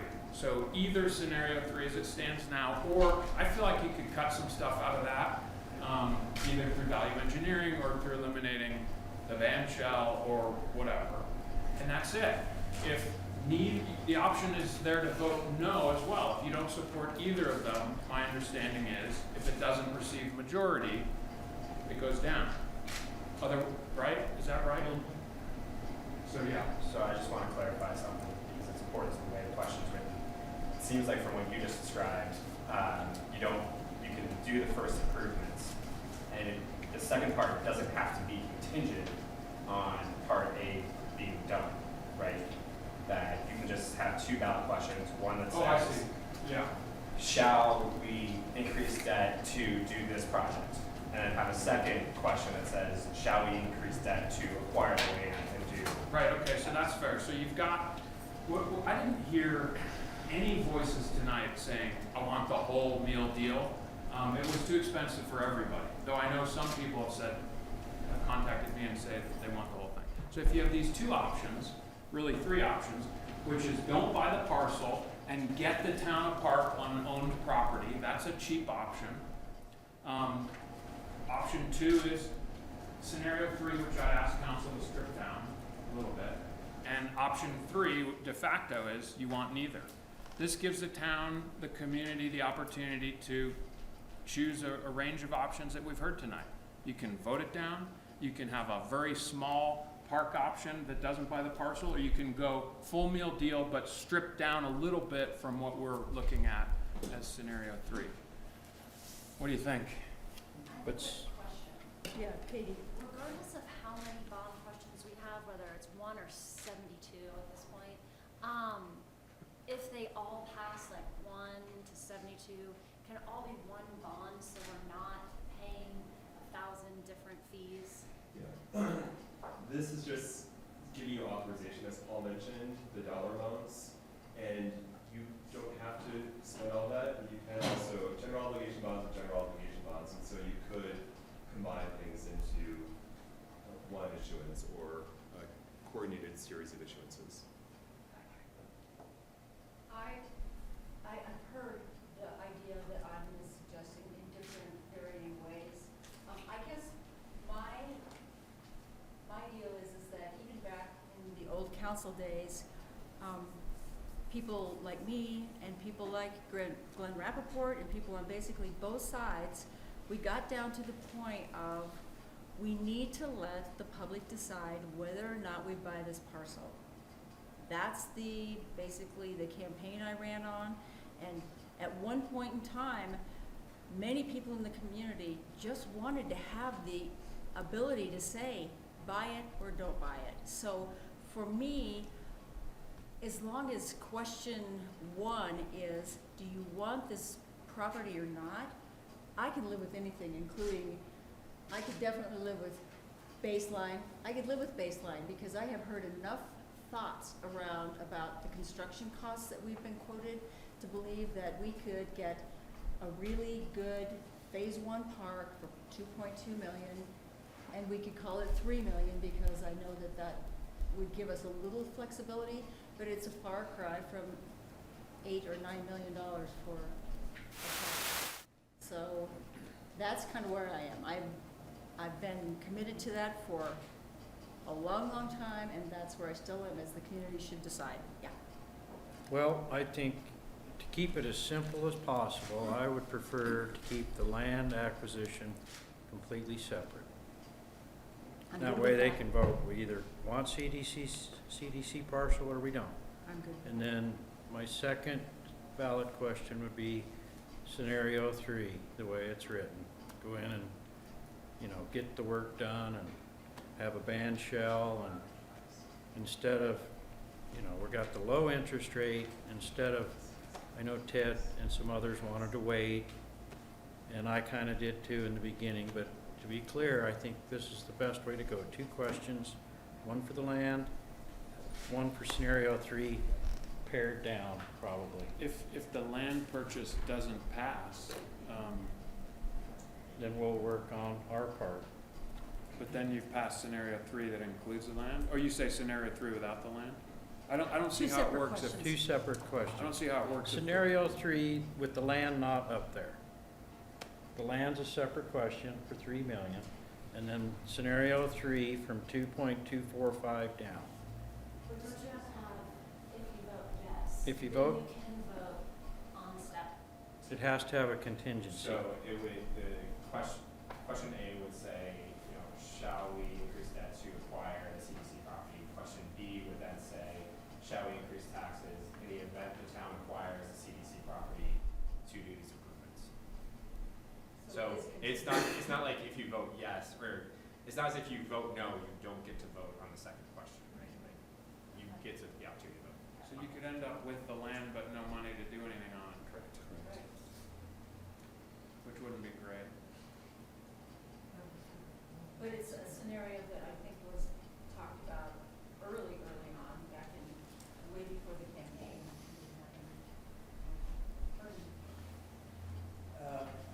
Couple of questions and comments.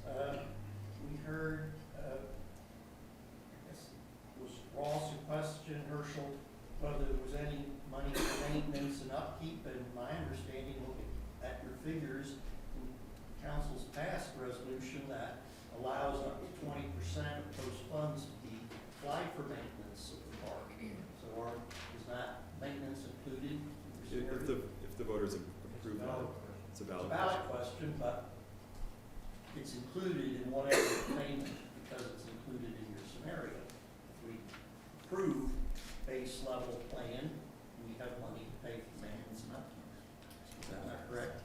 We haven't estimated what those maintenance and upkeep costs would be, but yes, the idea is that by reserving more of those proposed dollars, they can be used toward maintaining that park as well as other open space. Right, so we have, it's discretionary with council each year, up to 20% of the post funds can be applied for maintenance. I think that answers a key objection to some people in the community that really the full costs are disclosed. I would agree that we should have a separate question for acquisition of the land of $3 million. That $3 million is dependent on an appraisal of the land. If it does not appraise at $3 million, and we don't know that it will, that's the end of it. So to me, that's your fail-safe option. But it's got to be the market value. So I'm good with that. Question of the appraisal must support the sales value of $3 million. The appraised value has to be at least $3 million. Okay. Mike really worked on this the whole time he was here, and it's kind of a legacy for him. I took some notes of last Thursday at one of our meetings, and Greg repeated pretty well, but he said, you know, this is not a park for the next 10 years. This is a legacy park for many generations, and I think we should not think too small about it. I would not support just improving the existing land that the council owns. I would not support that being a ballot question because it's 2.5 acres. 1.5 of those acres is in the river. The 1 acre of land that we actually own along the river is in a 10-year floodplain, and it will flood regularly, and we'll have to pay to, we can't put anything significant in that floodplain, and it will be, you know, out of service certain years when it's being repaired or whatever. So I would, that's the reason I support the whole $3 million for the total parcel, and it gives us control of the developable parcel. And I would go with scenario 3 reluctantly, but I would not pare anything down. I would not be willing. That is the base level park with just enough to activate it. The band shell is crucial to activating that in the summer. The bus stops, the comfort stations, all of those are the basics. We gotta have them. Bernie, are you okay if you get the land but nothing else? To me, that's not a great scenario. That's not a great scenario. Is there any way around it, bond people, in structuring a bond question? Yeah. Yes. So, the answer in terms of asking a single question, the only way you could do that would be to say, you know, are we going to acquire the land and then add in more money for minimal improvements? That's the only real solution you have to that. Combine the two questions. Right. And doing it in two separate ballot issues doesn't get you anywhere. No, because you still end up with that problem of, Yes. I end up with the land but no money to do anything with Exactly. it. So maybe somebody else has an opinion.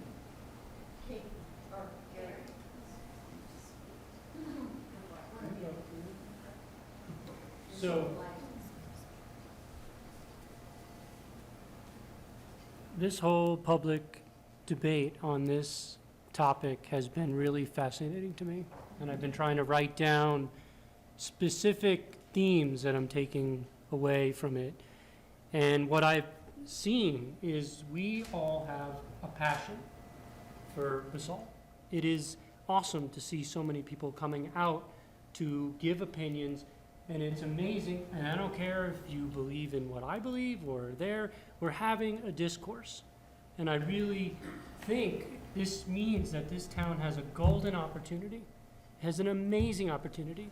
I work in open space and trails, and I go around the state and work with other agencies. They are so jealous that we have this opportunity here. And everyone's like, oh, what's the mess? Why is the fight? I'm like, it's not really a fight.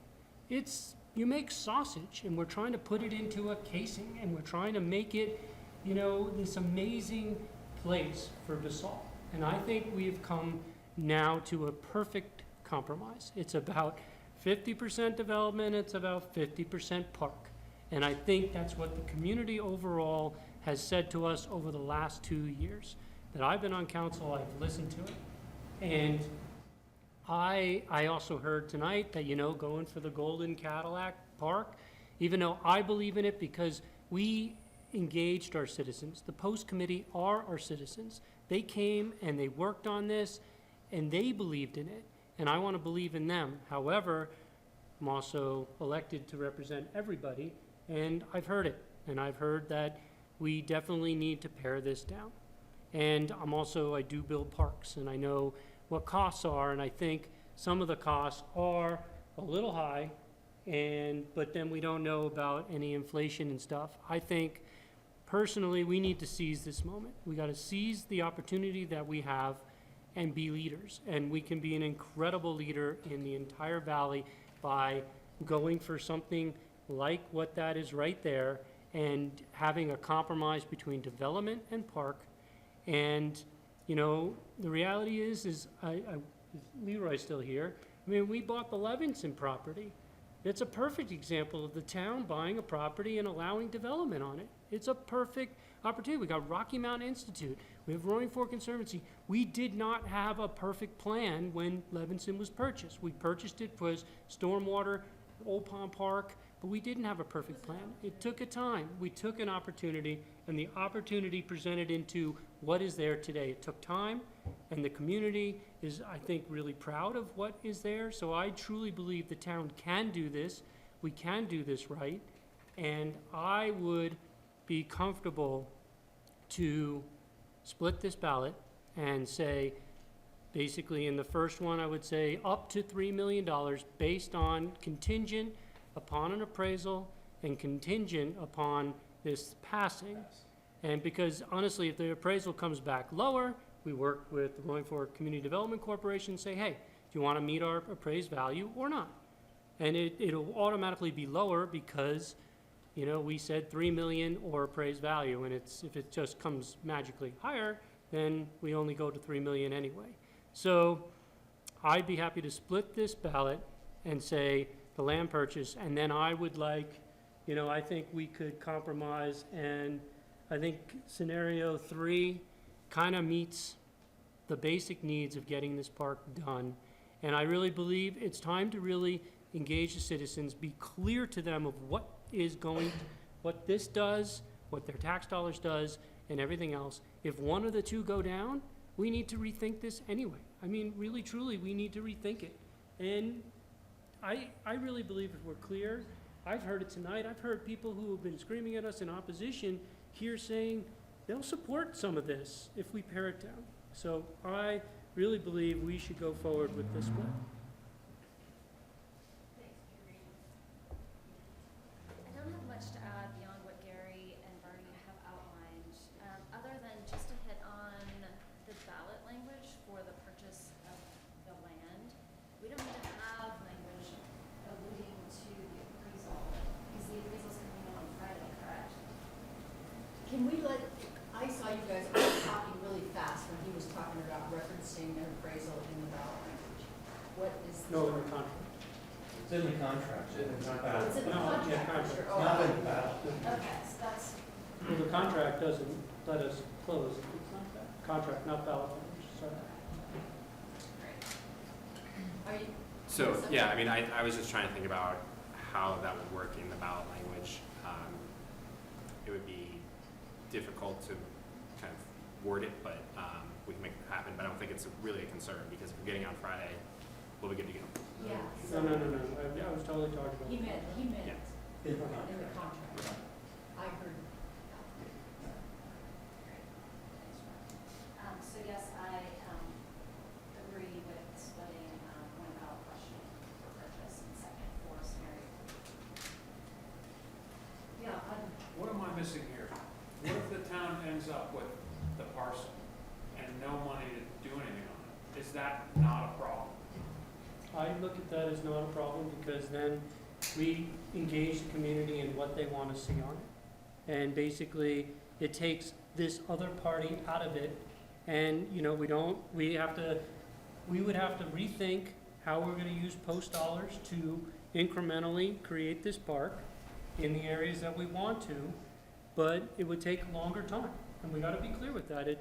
We have the post open space tax. It is incredible that we passed it in 2006.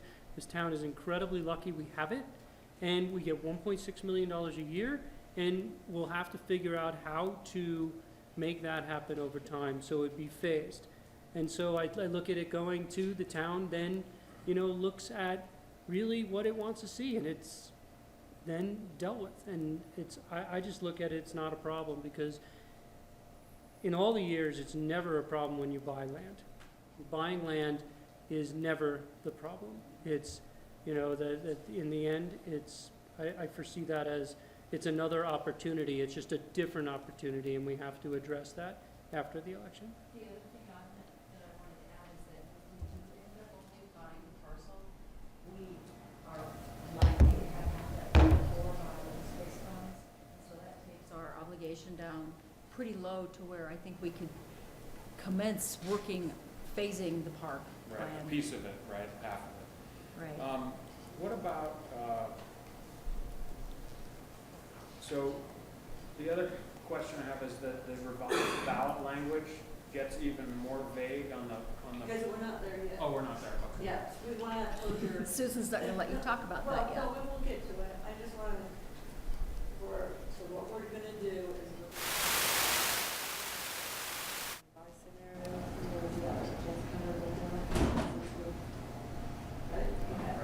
right? So, And then we'll bring back language, we'll call Tuesday. Okay, so the next piece. Oh, but I think we have a question about the specific well, language. what I heard tonight is there is a constituency that wants a minimalist option that they can vote on. So Gary, you say the minimalist option is buy the parcel, you only spend that amount of money, you get some money, $3 million, you get some money back from converting half of that to open space. You can use that to build a minimal park plus post funds over time. So you're saying, hey, you guys are saying, that's a nice minimalist option that doesn't wreck the bank, and by the way, you're gonna get a bunch of money back. You might be able to sell the developable parcel, and the big opposition we heard tonight is CDC shouldn't get that money. So people would have to choke that down. And then you get the big option, which is some version of scenario 3. Well, and that's exactly it. I just think you have to rethink if it only goes, if people want to buy this property, we have, half our, it's like over 50% of the people who are going to vote, if they vote to buy this property, yet they don't want to put another about $3 million into the property itself, you know what, then honestly, you get about $850,000 back from, potentially Eagle County and Pickens County. If you're going to purchase that property, they come in and then you have that money plus, post dollars in the future, and you phase it appropriately. And then I take from the voters that they don't want to put the extra $3 million, do it slowly, and make it over time. But they have a choice. And I want to be clear that's the scenario, that's the minimalist option if you want to take it. It's pretty minimal, but I think you can do some basic stuff, especially what you're thinking about. And just on the lower piece, you can do some of that basic work. Sometimes, and I don't know if DHM left. No, but- Laura's there. She's there? Oh, hi. But it's like, sometimes if you have a number, you can work towards that number of what you're gonna do. It's sometimes when you're in the conceptual space, you really look big. Go for the vision of your post committee, and then it's our job to pare that down. And then it's gonna be the voters' job to say, I wanna pare that down even more. And if neither question gets majority, everything goes down. Is that my understanding? Is that right? Okay. Mayor, can I just ask a quick question? Sure. You've been talking about the possible money from Pickens County and Eagle County. Do we know, can those monies be used for park improvements, or can they only be used for the acquisition? So it's not that you would be able to use some of the $3 million for the improvements. We would just have to be very clear on how you would proceed in making improvements using cash from the post fund in that case to make those improvements in the minimal scenario. Does that make sense? Well, you wouldn't, hopefully you wouldn't issue the bond. No, right, but you wouldn't be able to then use, if question one was just acquisition, you wouldn't be able to use some of that $3 million for improvements because you would just reduce the bond amount. I just wanted to be clear on that. But I did have a question because we actually talked about the question in two different ways. We talked about the question of the way Paul described it, and one of his summaries is we buy the land, and then the next question is, if that is approved, do you agree to spend $3.9 million? Is that the way it's going to be written? Is that possible? Yeah, I think that's the right way to go. Yeah. Okay. Okay. That seems to be the consensus. Okay. Probably won't be if approved, it will be if the town acquires the property. Yeah. Yeah. Sure, you actually Yeah. follow Good through on job. it. Good job on that word. Okay. Okay, so Okay. are we down to? We're down now to number 3. So, Should the ballot language specify how much of the CDC parcel is park and how much can be developed? right, and I would say that was one of the big things that we heard at some of the open houses, was some people said, if you could guarantee that this was going to be developed, then I could get behind and vote it. Some people were very clear about that. And what's the Some people- size of that piece? Susan? That's 1.08 acres, okay? The pink. The pink. And as I said in one of those comments, is maybe one of the surprising things how many people mentioned affordable housing as something they would like to see in conjunction with other things on the property. There's an added complication of what do we do with the polygon. And the polygon is this 0.34 acres that's outside of the viewpoint. Now remember what Post Committee had as their long-term plan. They had the pavilion, it can have an event center on the top, it can have little restaurants. That's kind of a commercial development, and we kind of call it that park-related uses. And if you remember the council at prior meetings, they were, well, maybe that could be public. It could be public, but it could also maybe the commercial property developer could develop it. So this is an added little bit of complication. So I actually had drafted up some language that kind of spelled it out a little bit clear and bounced it off with Paul. And he did have some concern. The half that we had in this parcel, this language, so this language here, that's here, we buy the 2.3 acres and leaving 1/2 or less for non-park development. That kind of came from the post committee. So they were It was trying to- confusing, Bill. And a lot of people look at the 1/2 and think you're talking about 1/2 of an acre. And so that was confusing too. Now, Paul pointed out, and it's getting a little late to maybe get into this subtlety, but Paul kind of, you know, I had written this language where, you know, 1.08 acres has to be used for buildings and 0.34 acres can be used for development. And Paul pointed out this issue. Maybe, Paul, you could say it better than I'm going to. So. Sure, really briefly, there's this Colorado Supreme Court decision that says if you put in your ballot question that we're going to do X, Y, and Z, then you better go and do X, Y, and Z. And so if you go ahead and say we're going to do, and I guess the question that Susan originally had was like 0.9 acres of commercial, 0.8 of something else, 0.34 of something else, then that really locks the town into doing exactly that. And so you guys might acquire this land and then get down the planning process and realize, you know what, we have a much better idea and we want to move things around. The ballot question has already locked you in. So that's why I rewrote it to just generally provide for commercial development and for urban park. And I have to say that it probably works legally ballot-wise, but for the voters, I mean, what I'm hearing from the open houses and discussion, there would be, if there was a way to lock it in that people were going to see commercial development on that 1 acre, they would feel a lot more comfortable. Because there seems to be a fear that the town's going to buy it, and then half of the 1 acre is more park, or the whole So, park. Susan, we're gonna have to use some conceptuals for what we're looking at for both buying and stuff. So is that it? Because that shows pretty well that, you know, future development parcel. And so if you define that, is that clear enough for the voters? Well, that's 1.08. What if you said at least 1.08 acre was developed?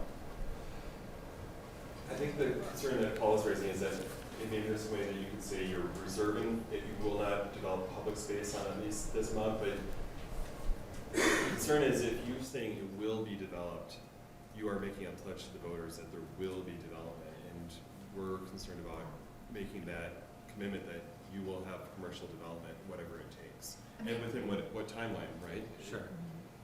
Are you Could saying we just say non-park space or something to that? Well, you said, how about, I mean, look at that language, and is that too vague for the public?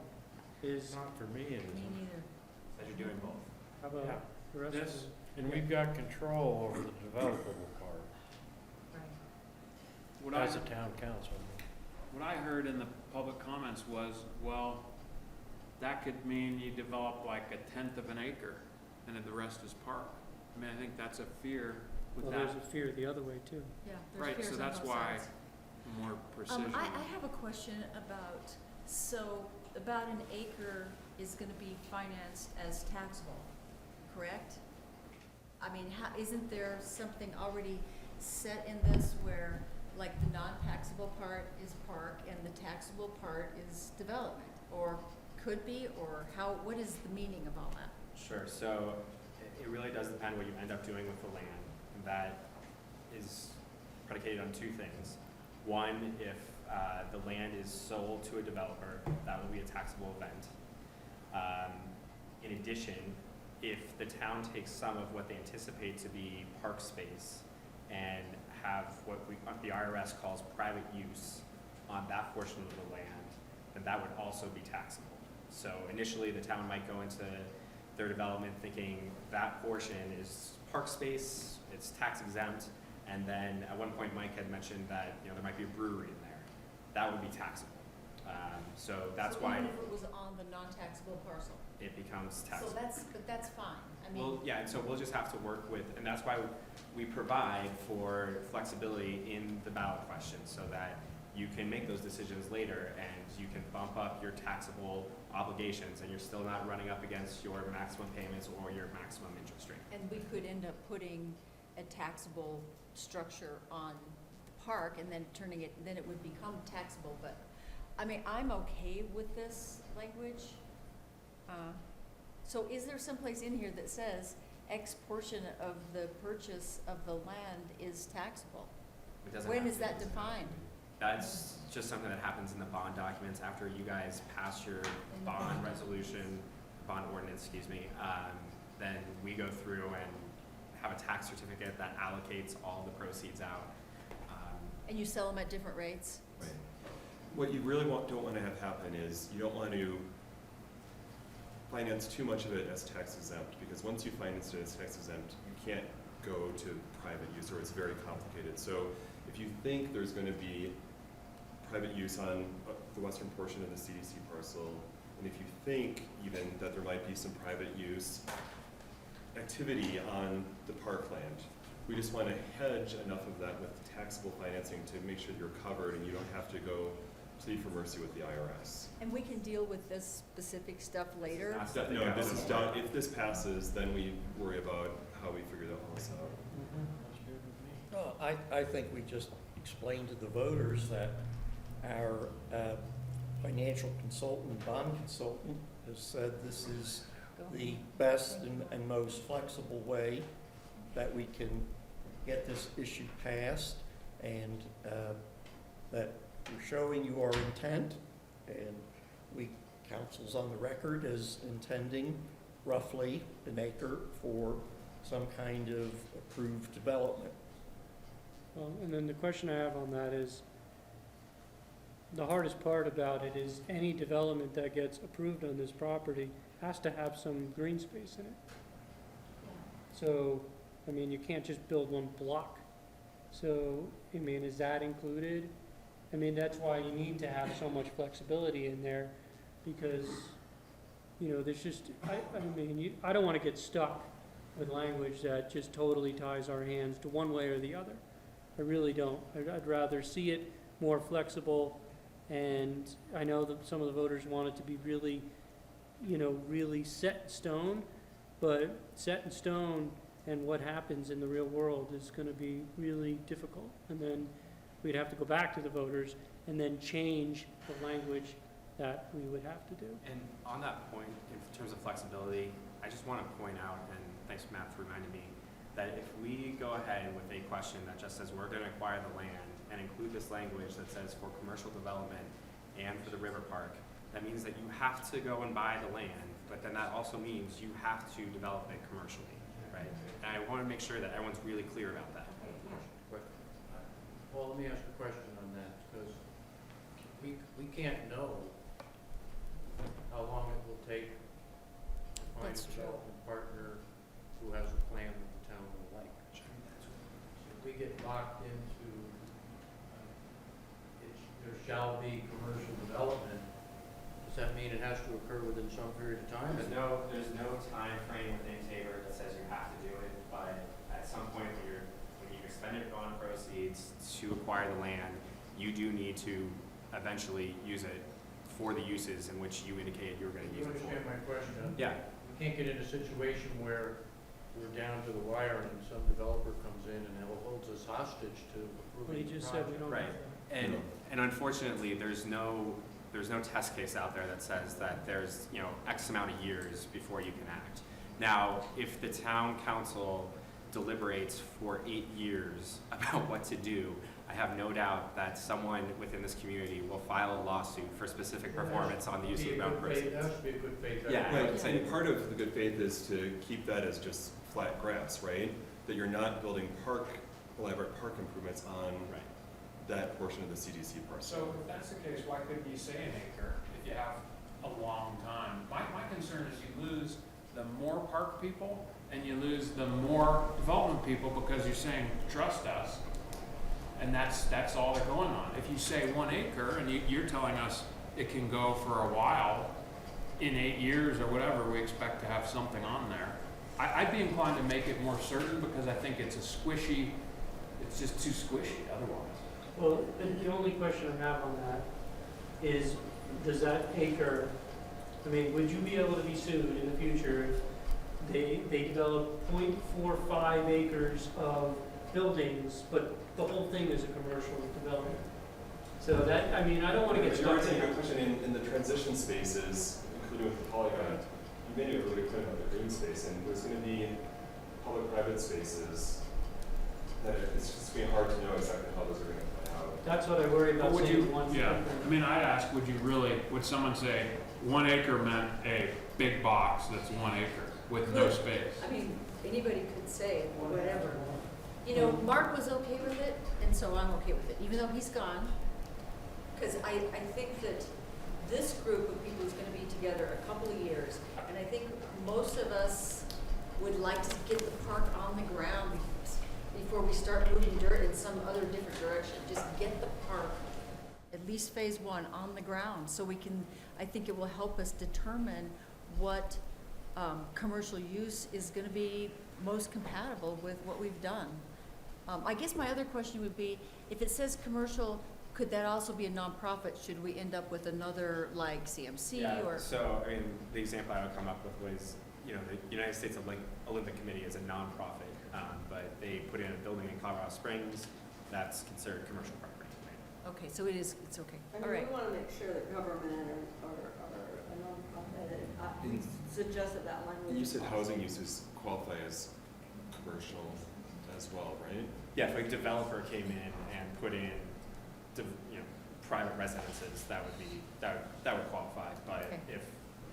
if the town came in and built affordable housing units on there, that would not fly. Probably not commercial. It would not fly, then we need to work on that language, Paul, because I think that one of the, like, we were hearing, and some of the comments were surprising, that people were very. So I guess it's about private sector, including nonprofits, development. And that's what I think Paul was trying to convey with commercial development.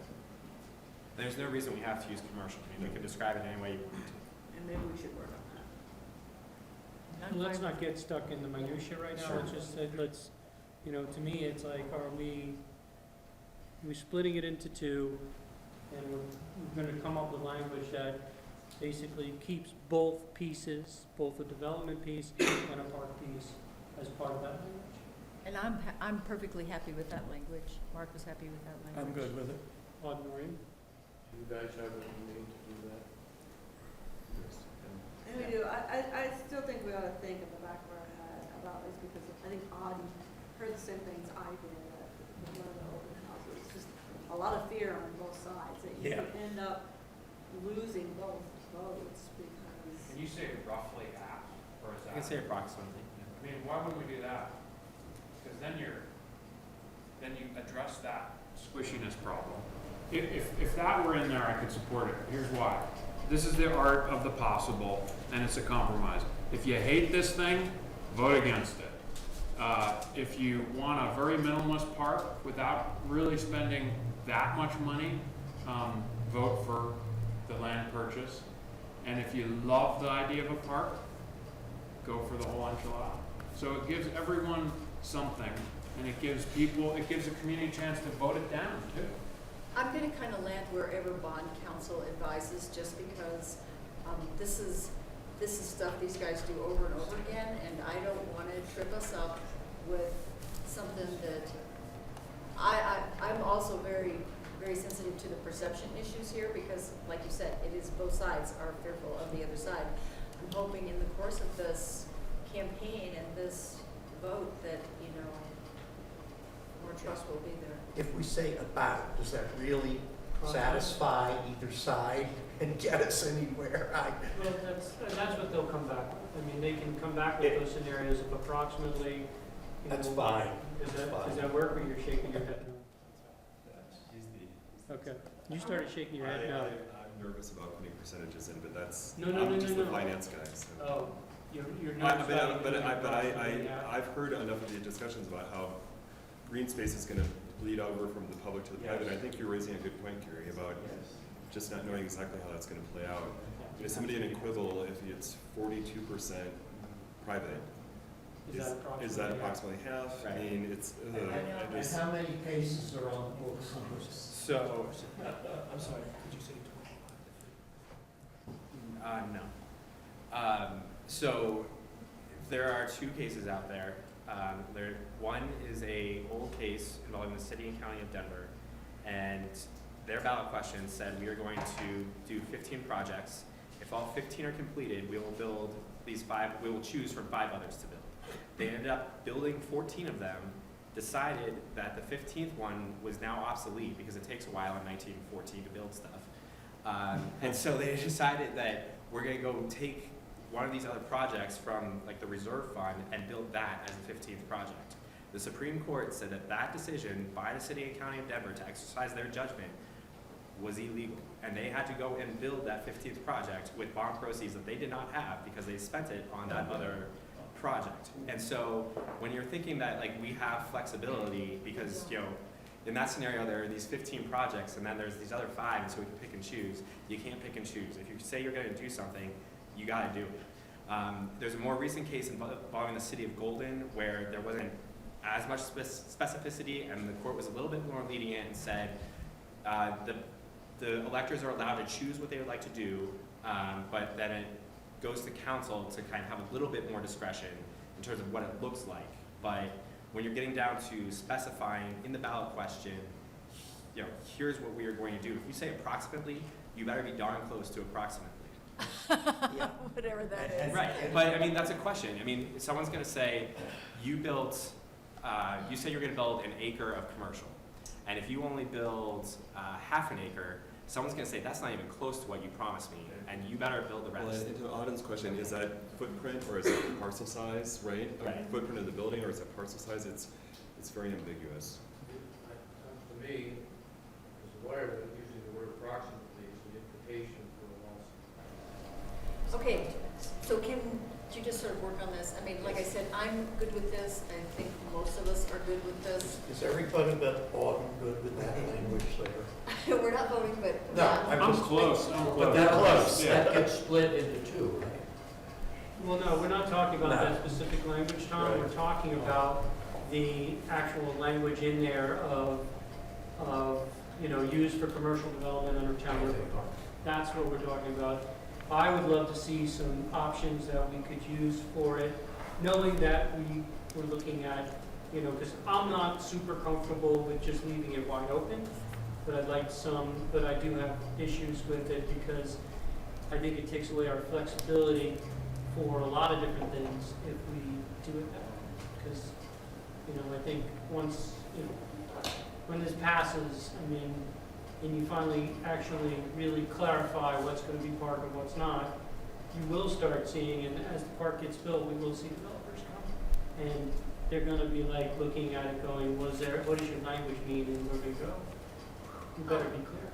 The other thing I was going to ask is, are there other ways to better clarify? Like, I know a lot of times people go back to campaign documents or information pieces that were sent out by the town and things like that. Are there other ways to kind of tie this down a little bit better than in the ballot? That's an excellent question. So, per the taxpayer bill of rights, everyone will receive what they call tabor notice. And I'm sorry, I can't remember the date, but it's approximately a month before election day. And in that tabor notice, there will be the ballot question, the 2 ballot questions, and there will be the opportunity for pro and con statements. And those, so people in the community who are voters have the opportunity to submit those questions to Pam, and Pam, as a designated election official, will be responsible for summarizing those those pro and con statements up to 500 words each. So there will be a 500-word summary that says, here's why you should vote, which may include, you know, it is clear that we are going to do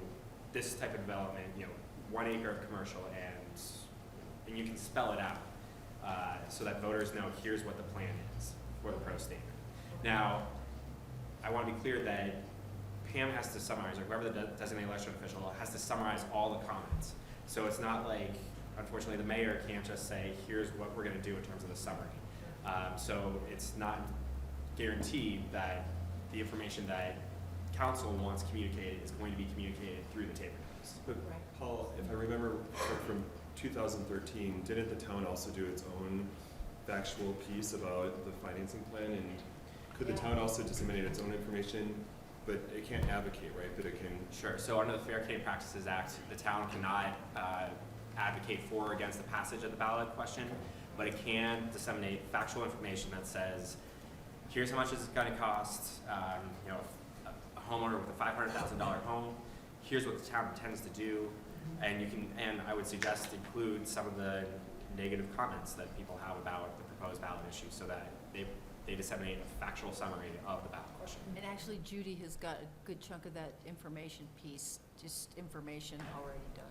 So just to clarify, you're saying in the piece, we can outline our intention, but we're not going to be legally held to that intention as bond language. Sure, so in the piece that the town puts out as here's factual information for you that you independently put out, you're not held to that. Now, if something were to happen where somebody were to sue you,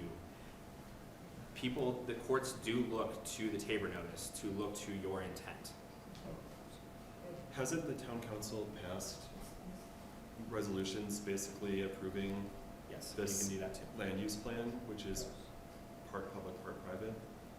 And so you could say on this and this date, the town council passed this resolution, right? Right, the town council will approve the election question, and then in addition to the factual statement, they can also pass a resolution supporting the ballot So question. we could reaffirm that. What about private, as individual citizens? I'm sorry. There's a different rule about what they can do as private citizens. Sure, and then as private citizens, you can go out into town and you can say whatever you want because you have a First Amendment right to do that. You also have that First Amendment right as an elected official, but I think it's important that you make it clear that you are acting as a citizen of Basalt and you're not using town money to go out and advocate for anything. So my goal would be to end before 9. Our next question was, what's Plan B? Which I think in some part you've already, what? I think we got it. Well, Plan B was, just what happens if this goes down? What's the plan now on the? If the whole, if you don't even buy the land, Right. then the other part's down. How many days do you want to stay here talking about that? Yeah. What? How many days do you want to stay here to talk about Plan B? I think Plan B is basically we have to rethink this, it's a simple, we have to rethink this entire, development. And basically, the part that we own, we can use post dollars to improve over time. That's Plan B. Plan B is that, plus you zone that parcel, the way we've talked about zoning. Right. I just want to clarify one thing on Plan B. I don't blame anybody for not reading Tabor very carefully. So I think it was communicated that the next time someone would be able to go to the ballot would be at your next regular election. Tabor actually allows you to have an election in a general election year and then in November of every odd year. So you would have this November, next November, and then your regular election. So every November. So every November. So we've been saying that wrong to everyone. Yeah. That changes. We've been lying. Even if it fails, is there a... Well, so that's a question for the town attorney. I don't know what the town charter says with respect to going back to back. I think that you could write this question differently, and so it wouldn't be the same question. I'm not going to answer for sure, but we need to see if there's a 2-year. There might be a 2-year, but I suspect that you would be going back with a different question, so it wouldn't matter. So, Next. yeah, I think. That was all we're your, done. if you guys had any other questions. Other council questions? Will you stop talking about Tabor for a minute? It's driving us crazy. Yeah, me too. Okay, question over. Okay, you guys, we're adjourned. Thank you. Thank you. Thanks, guys. Hey, thanks, Steve. That was super helpful. Yeah, good. Yeah. It's good to have that. Thank you for the.